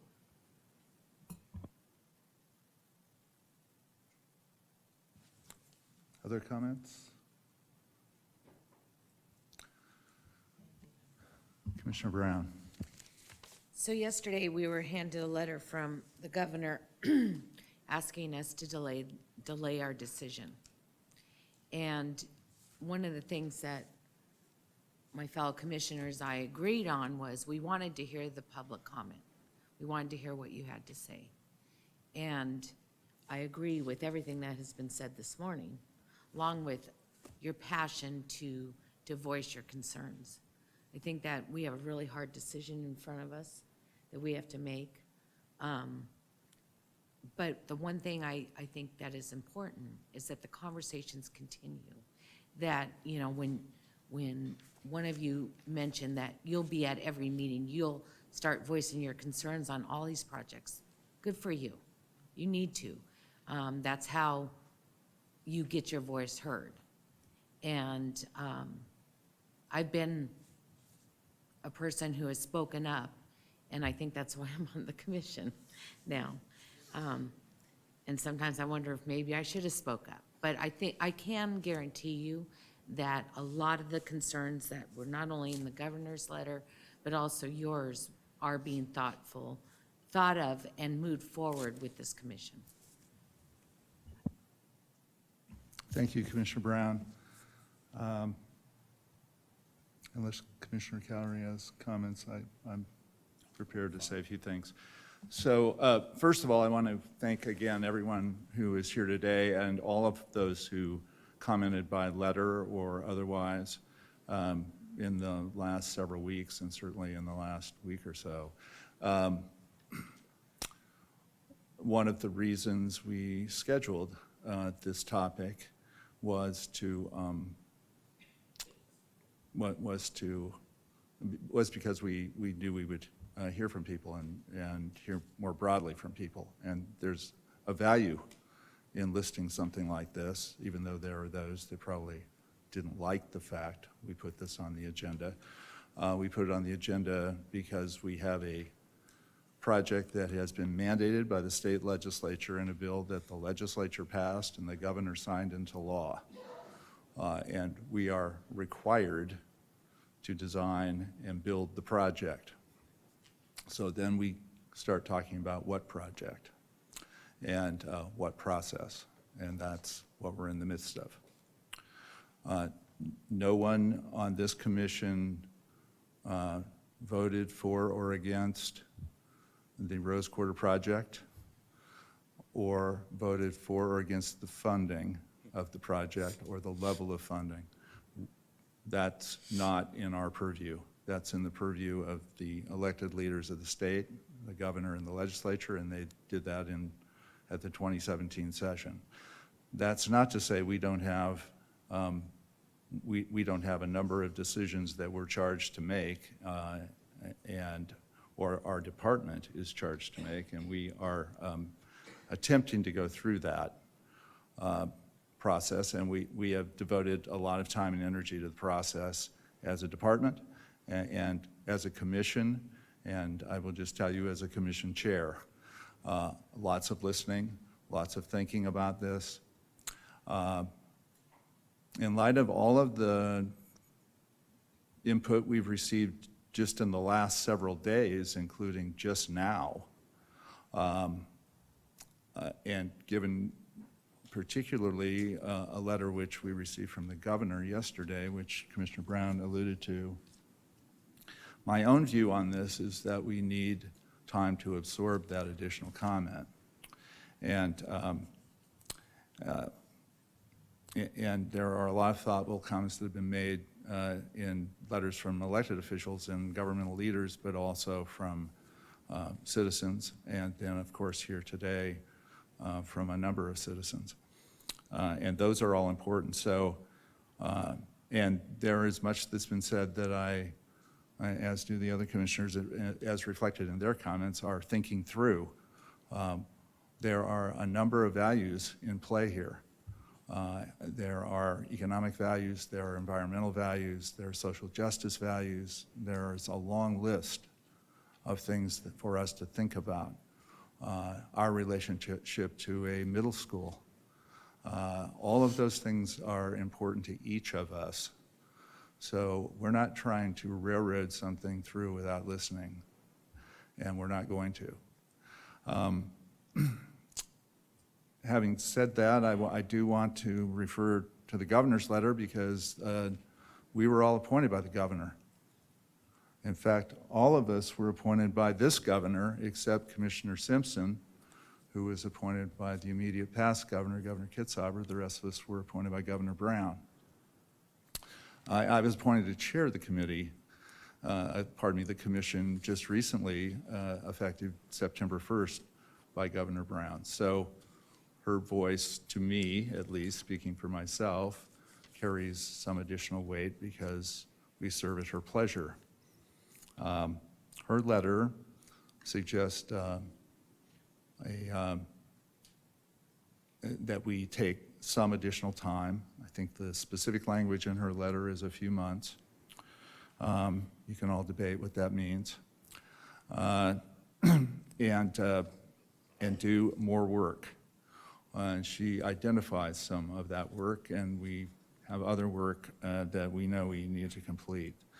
And to do that work, some of which will start and finish before we make the decision on the environmental path, and some of which will start but not finish before we make the environmental path decision, because we need to move the project forward, I believe, in a reasonable time period. And I would just point out there are a number of reasons for that. It's a mandated project, and we've also estimated that every month of delay is about $2 million. And that has to be put in the context of the benefit of delay. The benefit of delay, even short delay, may be more than that. But the main point is we want to get the project as close to right as we can get it, regardless of whether that takes a little more time or not. So in that respect, I have been thinking that we should take, as the governor suggests, and I agreed with nearly all of the things she said in her letter, that we spend a little more time on this in light of all of the quality comments that we received, and try and approach this decision on environmental assessment path, and I don't mean EA versus EIS, I mean the environmental process, that we pursue that with giving ourselves a little bit more time. In addition, we have partners at the local and regional level who we've been working with, and we've had some recent interruptions and other demands on our time that have kept us from moving back into those discussions. We're eager to do that, and we intend to do that. And we apologize for the delay in getting back to our partners.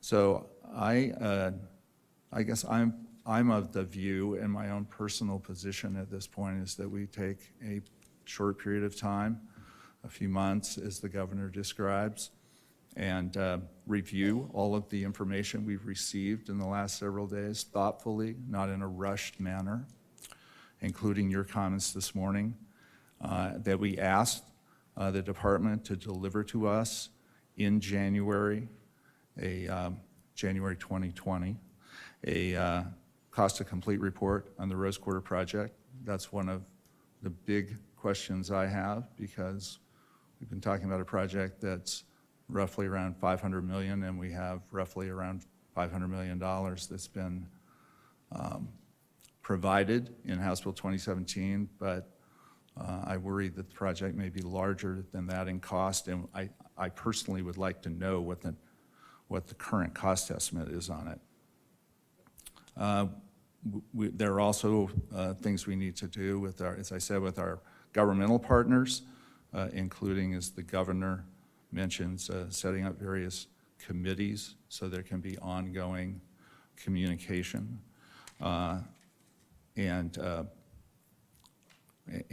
coordinate, as her letter also says, on a third-party analysis of potential I-5 covers. So those are all things that I want to work, I suggest we work through in the next week or so to make sure we're clear about what we're asking the department to do. So I don't want to just list everything out in detail and get something that's not quite accurate today. So what I'd like to do is develop this list, make sure it's clear, make sure we've had time to think about it rather than trying to do it here, and have a special meeting of the commission the first week of January to set those charges, or even next week or the end of this week, if people are here, if people are around, to have that as soon as possible. We should determine, but I would include other things in that that I think is work we need to do, and then I think we need to make a decision relatively soon on the environmental path, because it's an issue that has been sitting out there for quite some time now, and public deserves a decision on it. So I would not want to delay that much longer. So I am talking about a short period here, as does the governor in her letter. The last thing I want to say is, going forward, I think this project, as Ms. Channel, or Chanel, as you prefer, mentioned, this is a project that is not scheduled to go into the ground, even if we move forward as aggressively as possible until 2023. And so we need to understand all of the things that need to happen and what the timeline is for all of that, which I think was laid out this morning, but to make sure we understand the gates here. And that's another reason I'd like to have a special meeting. We could conduct that meeting by phone. It would be a public meeting, so you could all dial into it without having to get in your car and go somewhere and listen to the conversation. But for me, it would be around, and I would hope we could do it this week if possible, that we could determine what the list of assignments were for the department and what the delivery dates were, so we can get what additional information we need in order to make the environmental decision. So that's the approach I would like to take. I don't know whether anyone else would like to take that approach or not, but I'm putting that on the table as a starting point for action, possible action. Now I have a comment. Comment away. Okay. It's taken me a while to think through all of this. I realize that the Rose Quarter is a local issue within the Portland area, but I-5 is also an important part of Oregon's economy. I come from a part of the state that depends on goods movement on that corridor. I also come from a part of the state that is seeing climate change impacts. But you don't accomplish anything by just destroying the system that you've got. You've got to evolve the system that you've got. And I think that we can take into consideration the issues that have been brought up by all parties and find a common ground to move this forward. I agree with the chair's proposal that we delay. That's fine, but I don't want to see us delay too often, because if we destroy the economy of the state by inaction, we've not accomplished anything, and we will not have the funds to promote better environmental justice. Doesn't matter what it is. If we lose the economy of this state, we lose everything. Thank you. So, other comments on, I guess, my suggestion? Or if you have clarifying questions, please ask me. Can we clarify just maybe specifically what we're talking about in terms of delay, what that entails? Because I believe that's a little ambiguous. Do we want to have a cutoff point? Do we want to have a time frame? Do you want to just deliberate on that a little bit, and maybe we can have a conversation on that? Because I think that's vitally important, and I think it's important, obviously, for those in the audience to hear as well. Yeah, so I mean, I would hope we could get through this additional work that would need to be done and be at a point where we could make a decision on the environmental pathway on or before March 31, 2020. I don't think setting a timeline that's, January 20th is realistic. We're just going to take a little time to do at least some of the things that I've listed. And I'll just preview those for you, but that, if you want me to, but that's, there's work to be done. There are a number of conversations to be had with a number of interested parties. So just starting with this, we need to continue to talk to the school district. We've had some discussions. We need to up our game on those discussions. We need to have discussions with Metro, the city, the county, others. And those are just the governments. Then we need to have conversations with a lot of interested parties beyond the government. And I'm not talking about a long delay here. I don't think it serves the project well. I don't think it serves the state well. I don't think it serves the interested parties well for us to go on indefinitely. And if we need a little longer than that, then we can always extend the date.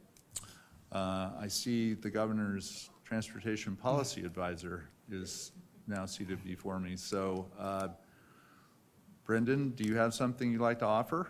Yes, good morning, Mr. Chair. I just thought I'd clarify. Yeah, and maybe introduce yourself just because Sure. we want to get you on the record here. Brendan Finn, Transportation Policy Advisor to Governor Brown. Just to address the timing issue, because it seems to be what you're discussing right now, Mr. Chair, and I believe the governor's intention on saying a few months was to give you the appropriate time that you needed to complete those tasks that you're now articulating. So if that happens sooner or on the timeline that you prescribe, that's something that I'm sure the governor would be comfortable with.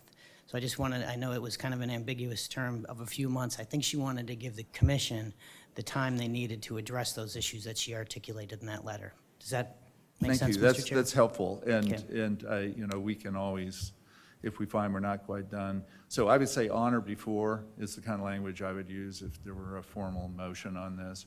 And obviously, if we find we need a little bit more time, that we can always adjust that date. But I'm not talking about pushing it out a year, something like that. That's not, I don't think that's in the spirit of the governor's suggestion. I don't, I'm hoping we don't need, I hope we can make a lot of progress in the first quarter. Yeah, recognizing also too that a lot of work has been done to those items that were listed in the governor's letter. Yeah, that's correct. I think it's more about getting them across the finish line. Yeah, we have in our materials, you know, documents that are essentially proposals simply that are now waiting action. I will say one other thing that this is just maybe my conclusion, but some of these conversations are, my impression is there's more urgency on some of these things than others, and I think part of it is figuring out what things we need to be attentive to immediately. It's all important, but some things are more immediate and other things are longer term topics that we're going to be dealing with for quite some time. Take design. The design of the Rose Quarter project is, as Megan said, is, you know, we're at about 15% design level. That means we've got 85% of the design work left to do. That's going to take a substantial period of time with a lot of community input. That's not going to happen. We're not going to go from 15 to 100% designed project in 2 weeks or something. It's going to take months and months and months and months. So we're not in the ground till 2023 as projected because we have 2+ years worth of work to do on design and preliminary engineering and figuring out what we would need to build. So this project has a lot of work to be done on it, and it will involve a lot of people, and it will involve a lot of opportunity for input. Yeah, and I didn't know if we have the ability to talk about, because in the document from the governor herself indicates developing a leadership policy and project decision-making structure, and that is something that has been in conversation for some time now as somebody who's been involved in this on the separate community engagement meetings. I didn't know if that's something that we can maybe draft or preview at this particular point, just so folks can get an understanding of the different layers of engagement that are going to be going into this process, which I am a big fan of and support, because it's, as Chair Van Brockland just alluded to, is that there's so much more that's going to be going into this that we're not even anywhere close to a final outcome. And so, and obviously, if you tie back in the conversation for the agenda item that we just had previously related to congestion pricing, I mean, all of these things are all moving, I think, in a direction that's going to get us to the outcomes we know we want to have in terms of innovation, modernizing our system, contracting, wealth creation opportunities, and most importantly, just being more environmental stewards in terms of how we develop and plan and invest in transportation infrastructure for the future. So I'm adamant about pursuing down those paths because it's not just a siloed approach of ODOT recommending a standard design or method to execute a highway project. It's more about how do we interact and engage with the entire broader community to actually build a community. And I think that's the conversation that a lot of people don't get to get to hear in on. But I think the great opportunity even further than that is that we get to have all these other public agencies involved, and we can actually talk about what synergies we have to achieve collective shared visions and shared outcomes, not only for that community, but for the central city. And Mr. Bailey alluded to earlier, obviously, their need.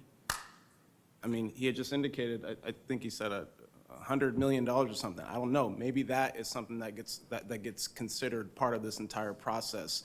But it is ironic that $100 million to move a school is the exact same approximate dollar figure that we're talking about in terms of contracting opportunities. So it'll be very inspiring to me to hear from PPS what their plans are to utilize those resources to actually provide even further benefit for students of color that look like me within their institutions. So I think that's going to be exciting. Obviously, the city with urban planning, obviously there's lots of work they could be doing and creating new platforms and models through their different bureaus and agencies to figure out how to create other wealth and real estate opportunities for people in those communities.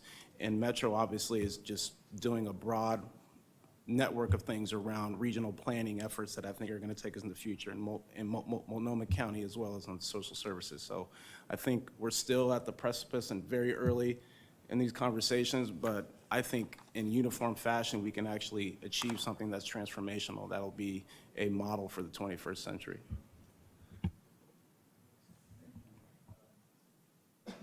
Thank you. So I think where I would like to go would be in terms of the, let's just say, 3-month work plan here. I would like to have a couple of days to develop it so it's coherent rather than off the back of a napkin. And then we could meet in a phone meeting and have something in front of us that's in the form of a formal motion for action. I don't think we should do that, try and do that right now. I think it's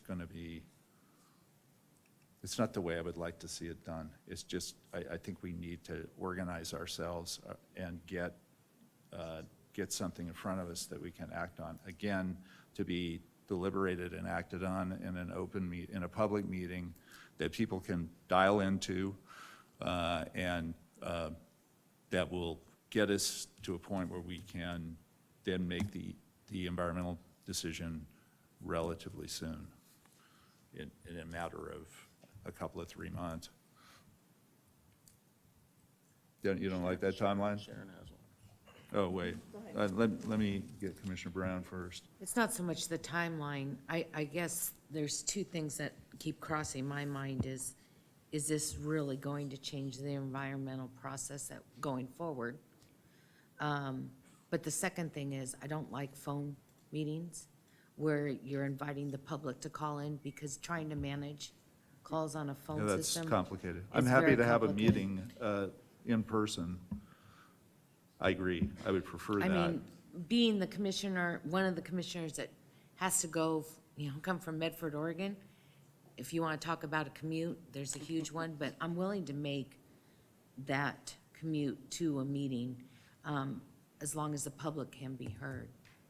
And So but I'm not sure that this is the I actually meeting. wasn't talking about a public hearing. Okay. I was Thank talking you. about us. Just us talking and them being able We to got all hear. kinds of input. I mean, I'm not feeling like I need a ton more input. I know what the parameters of this discussion are. I'm very familiar with the range of viewpoints. Sure. What we have to do is, what is our response? I mean, I am prepared to motion right now based on what I put together, but I think it might be a little bit more organized in a couple of days. But I don't view this as a public hearing. I Okay. don't view us Thank you. taking public comment on it.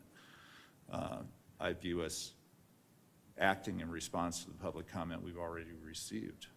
Okay, thank you for clarifying that. So I would just want a meeting that's maybe 45 minutes on the phone, put the motion in front of us.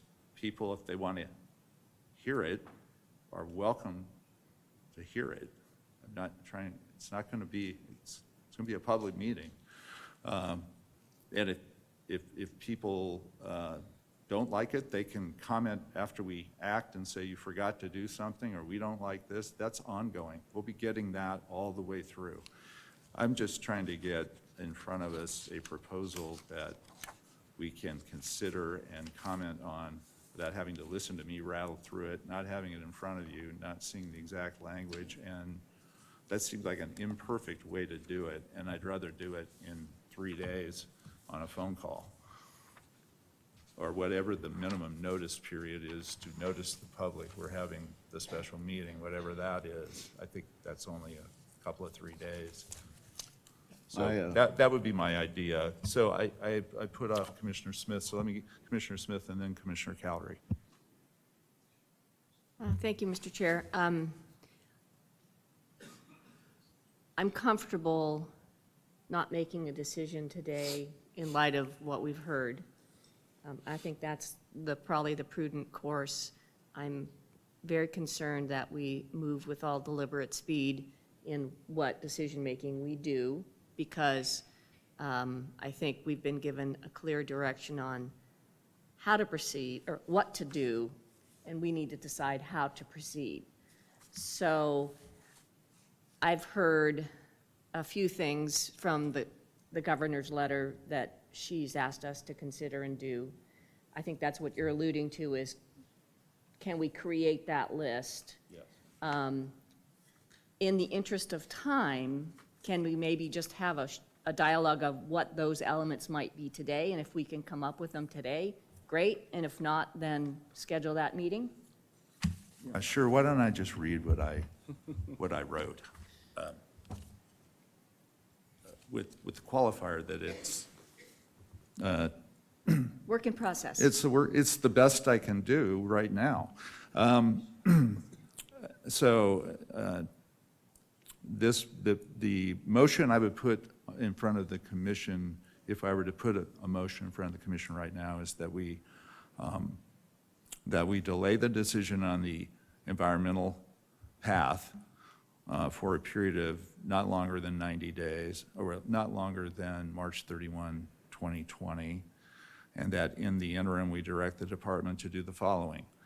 1, complete and deliver to the Oregon Transportation Commission as early in January 2020 as possible, a cost to complete report on the Rose Quarter project.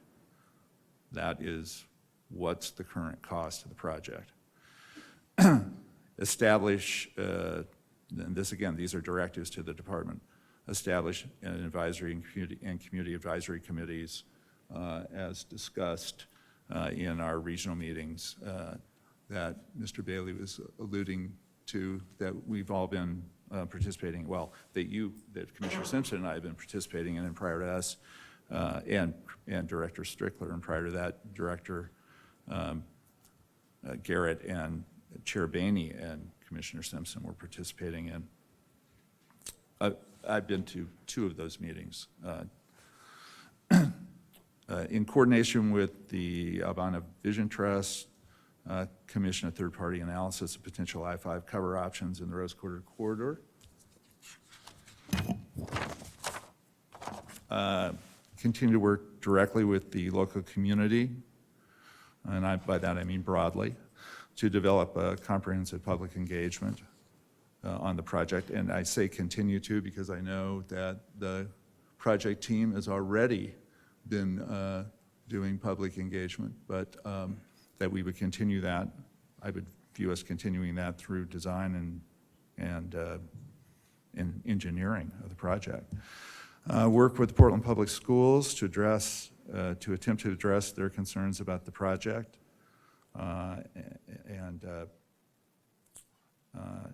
and how their students and faculty might be impacted by the project.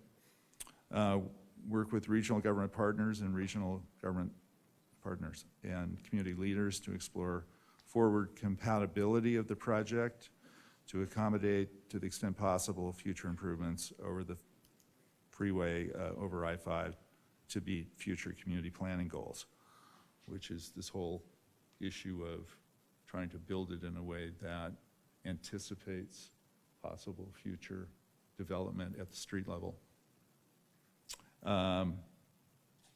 2 others. target the use of qualified minority contractors on the project, and further seek public input and comment on the project as it proceeds. Something like that. So my thought on that is, those are broad goals that I think will continue regardless of the EA or the EIS path that we take. Yes, and I think And- that's right, and I yeah, said in my earlier comments yeah. that some of these Right. would be completed by the time we make the environmental decision. Some would continue after. Right. And So if we're getting a list out of things, Yeah. though, that we want to engage in, I think we have to recognize that it's a shorter list if you want to talk about just those that have to be completed before we make an environmental pathway decision. If that's where you're Yes, going, that's then where I was going. Then I'm happy to shorten the list, which is why I think we should work on it for a couple of days before we act. That's fine. And I'm increasingly resistant to trying to do this in a manner that avoids getting on the phone in 3 days, I guess. Well, I appreciate the thought you've put into this, but I also think we need to review it as individuals and provide our input to Yes. you. I think encourage that's incumbent on the commissioners individually, so. I think that's a great comment, Commissioner Calery, and I would certainly be happy to be the clearinghouse and try and put together something that melds together all the comments. It's a specialty of being a lawyer, being able to do that, so Go I'm happy for to it. do it.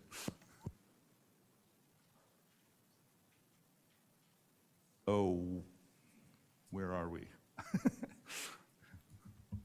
Okay, is there general support for that approach that I just outlined? Yes, for me. Awkward silence. I wonder if I can fill the silence for just a moment, Mr. Chair? Yeah, that would be great. Okay. Chris? A couple of things, just point of order for ongoing discussion. Clearly, it's within the commission's purview, carry this discussion forward to another meeting. In the case of an emergency status, we have a 24-hour notice procedure. The question will become whether or not this constitutes emergency status or not. Absent emergency status, then it's a 7-day notice period and requires public comment as part of the meeting. So I want to be legally compliant.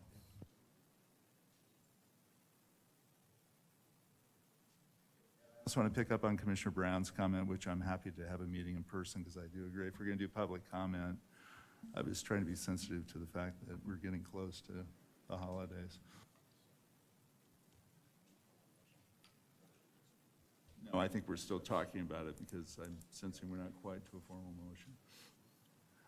Or we can proceed along the route. I think Commissioner Smith was talking about and spend a little bit more time right now trying to figure out what the list is, the pre-environmental pathway list,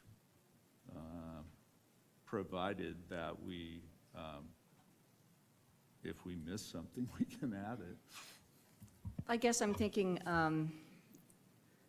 we've heard a lot today, we've had a lot to talk about and think about, and I'm changing my mind that I don't think it's realistic to come up with it today, especially because whatever plan we come up with, I think we need to make sure that our partners in the community are comfortable with that plan. So Yes. perhaps what we ought to do is let you and Vice Chair Simpson continue on with that dialogue to create that plan and bring it to our meeting in January. That's it, just throwing it out there. Or bringing it to a special meeting in January, maybe. I like that, all of that, except we're on a fairly short time frame here, and I want to make sure the department has the time to do the work. But you're going to do a cost to complete, so that one is already in the queue. Correct. Are there others of these? Maybe we should turn to you. This would be a good idea. Sure. Maybe we should turn to you and ask you to tell us how you think we should proceed. So provide some advice here. Yeah, so maybe, Mr. Chair, if I could, I'll talk about the issues and the list of things that have come forward and a path that I might suggest for your consideration. And just so you know, I saw a longer list and I tried to pare it back. Sure. Because I want to be sensitive to what we really need to do, kind of along the lines that Commissioner Smith was suggesting. I think that's wise. So, Mr. Chair, a couple of things. One, clearly the legislative target of the cost to complete is due by February 1st, which means the commission has to consider that at a meeting in January with adequate public notice in order to have that conversation. I think drafts of that are likely still in process, because one of the things that we had hoped and the project team had hoped to have as part of that was an understanding of what top-of-lid concepts might entail. And that was some of the earlier work in standing up and preparing the RFP earlier, as Ms. Channel had mentioned in her remarks, to really move forward with that third-party analysis. Absent that data and that information, the cost to complete will likely have the information that's been developed from what was known about the project going into the environmental assessment phase. That's one of the many elements, though, that were part of discussion over the last 6 months. I think establishment of an executive advisory committee and a citizens advisory committee are key elements that we are really close to having drafts for comfort on. And again, in addition to that third-party analysis, ongoing work with the community specific to that area, and then also our engagement process overall, which I see as 2 points of distinction that we really want to make sure we're hitting both. And then forward compatibility on any work that goes forward as part of the work effort. Many of these things, I think, have a direct connection to, of course, the decision that's sitting in front of you. Some of them might be ongoing and should be ongoing well beyond an environmental path decision, and really can be accommodated in both. So I might suggest that we develop a list, and in that list, we can identify target dates of when that work could likely be completed, and who are the actors or the players that should be a part of that work, and that would include our project partners. And then we would also categorize which of those work elements would likely be completely germane to the decision or completely connected to the decision of environmental path versus those work elements that can continue well beyond a decision associated with environmental path. That sounds good. And so would you encourage us to have a special meeting before the regular meeting in January in order to allow the the department adequate time? My suggestion would be for us to prepare the list and have probably a conversation with you, Mr. Chair, on what next steps would be for engagement with our partners. Okay. Because if our partners aren't in agreement with some of these list elements, then clearly we'll have to go back and do more work. And then after that, suggest at that point, and maybe not make the decision today whether that's a special meeting or the January meeting, but recognizing the sense of urgency and moving forward with all due haste. So today, would we simply continue the topic? Would that be the motion for today? Continue the topic, subject to your comments, and then we will reconvene in January, time and place to be determined. It could be a special meeting, it could be the regular meeting. We might want it earlier in the month, just to give you maximum amount of time and the department. But I think that's probably the right course. And you and I have been talking about this quite a bit. And so maybe it's you, Orlando, and I end up working on this because he has been involved in it longer than I have, really. So, I guess the motion would be a motion to continue the topic until January, at which point we will be meeting and providing further direction to the department. So You good with that? Okay, we have a motion to that effect. I'll second. Second by Commissioner Brown. Further discussion? discussions, so. Commissioner Simpson. I'm curious as to, we had alluded to earlier about the time parameter in terms of the confines that has been clearly articulated in the letter from the governor himself. So I'm just curious whether or not if that's part of this motion, is that some separate, or is that to be determined after our January I think the conversation? latter, because I think we need to see, but I think it has to be after we see the list that the director's talking about, but I get a very clear feel from my fellow commissioners that you are all thinking in terms of relatively short timeframe. Yes. Any disagreement there? Okay, so that's what I'm picking up loudly. Go ahead. Okay, so are you good with that response? Sure. Okay, so any other discussion on the motion? If not, all those in favor? Aye. Aye. Okay. Thank you all very much for coming. We may see many of you next month. And we'll try and move it along. Is there any other business before us? Director Strickler, is there any other item before us? Okay, and hearing none, commission is adjourned. Commission meeting is adjourned. So, in terms of.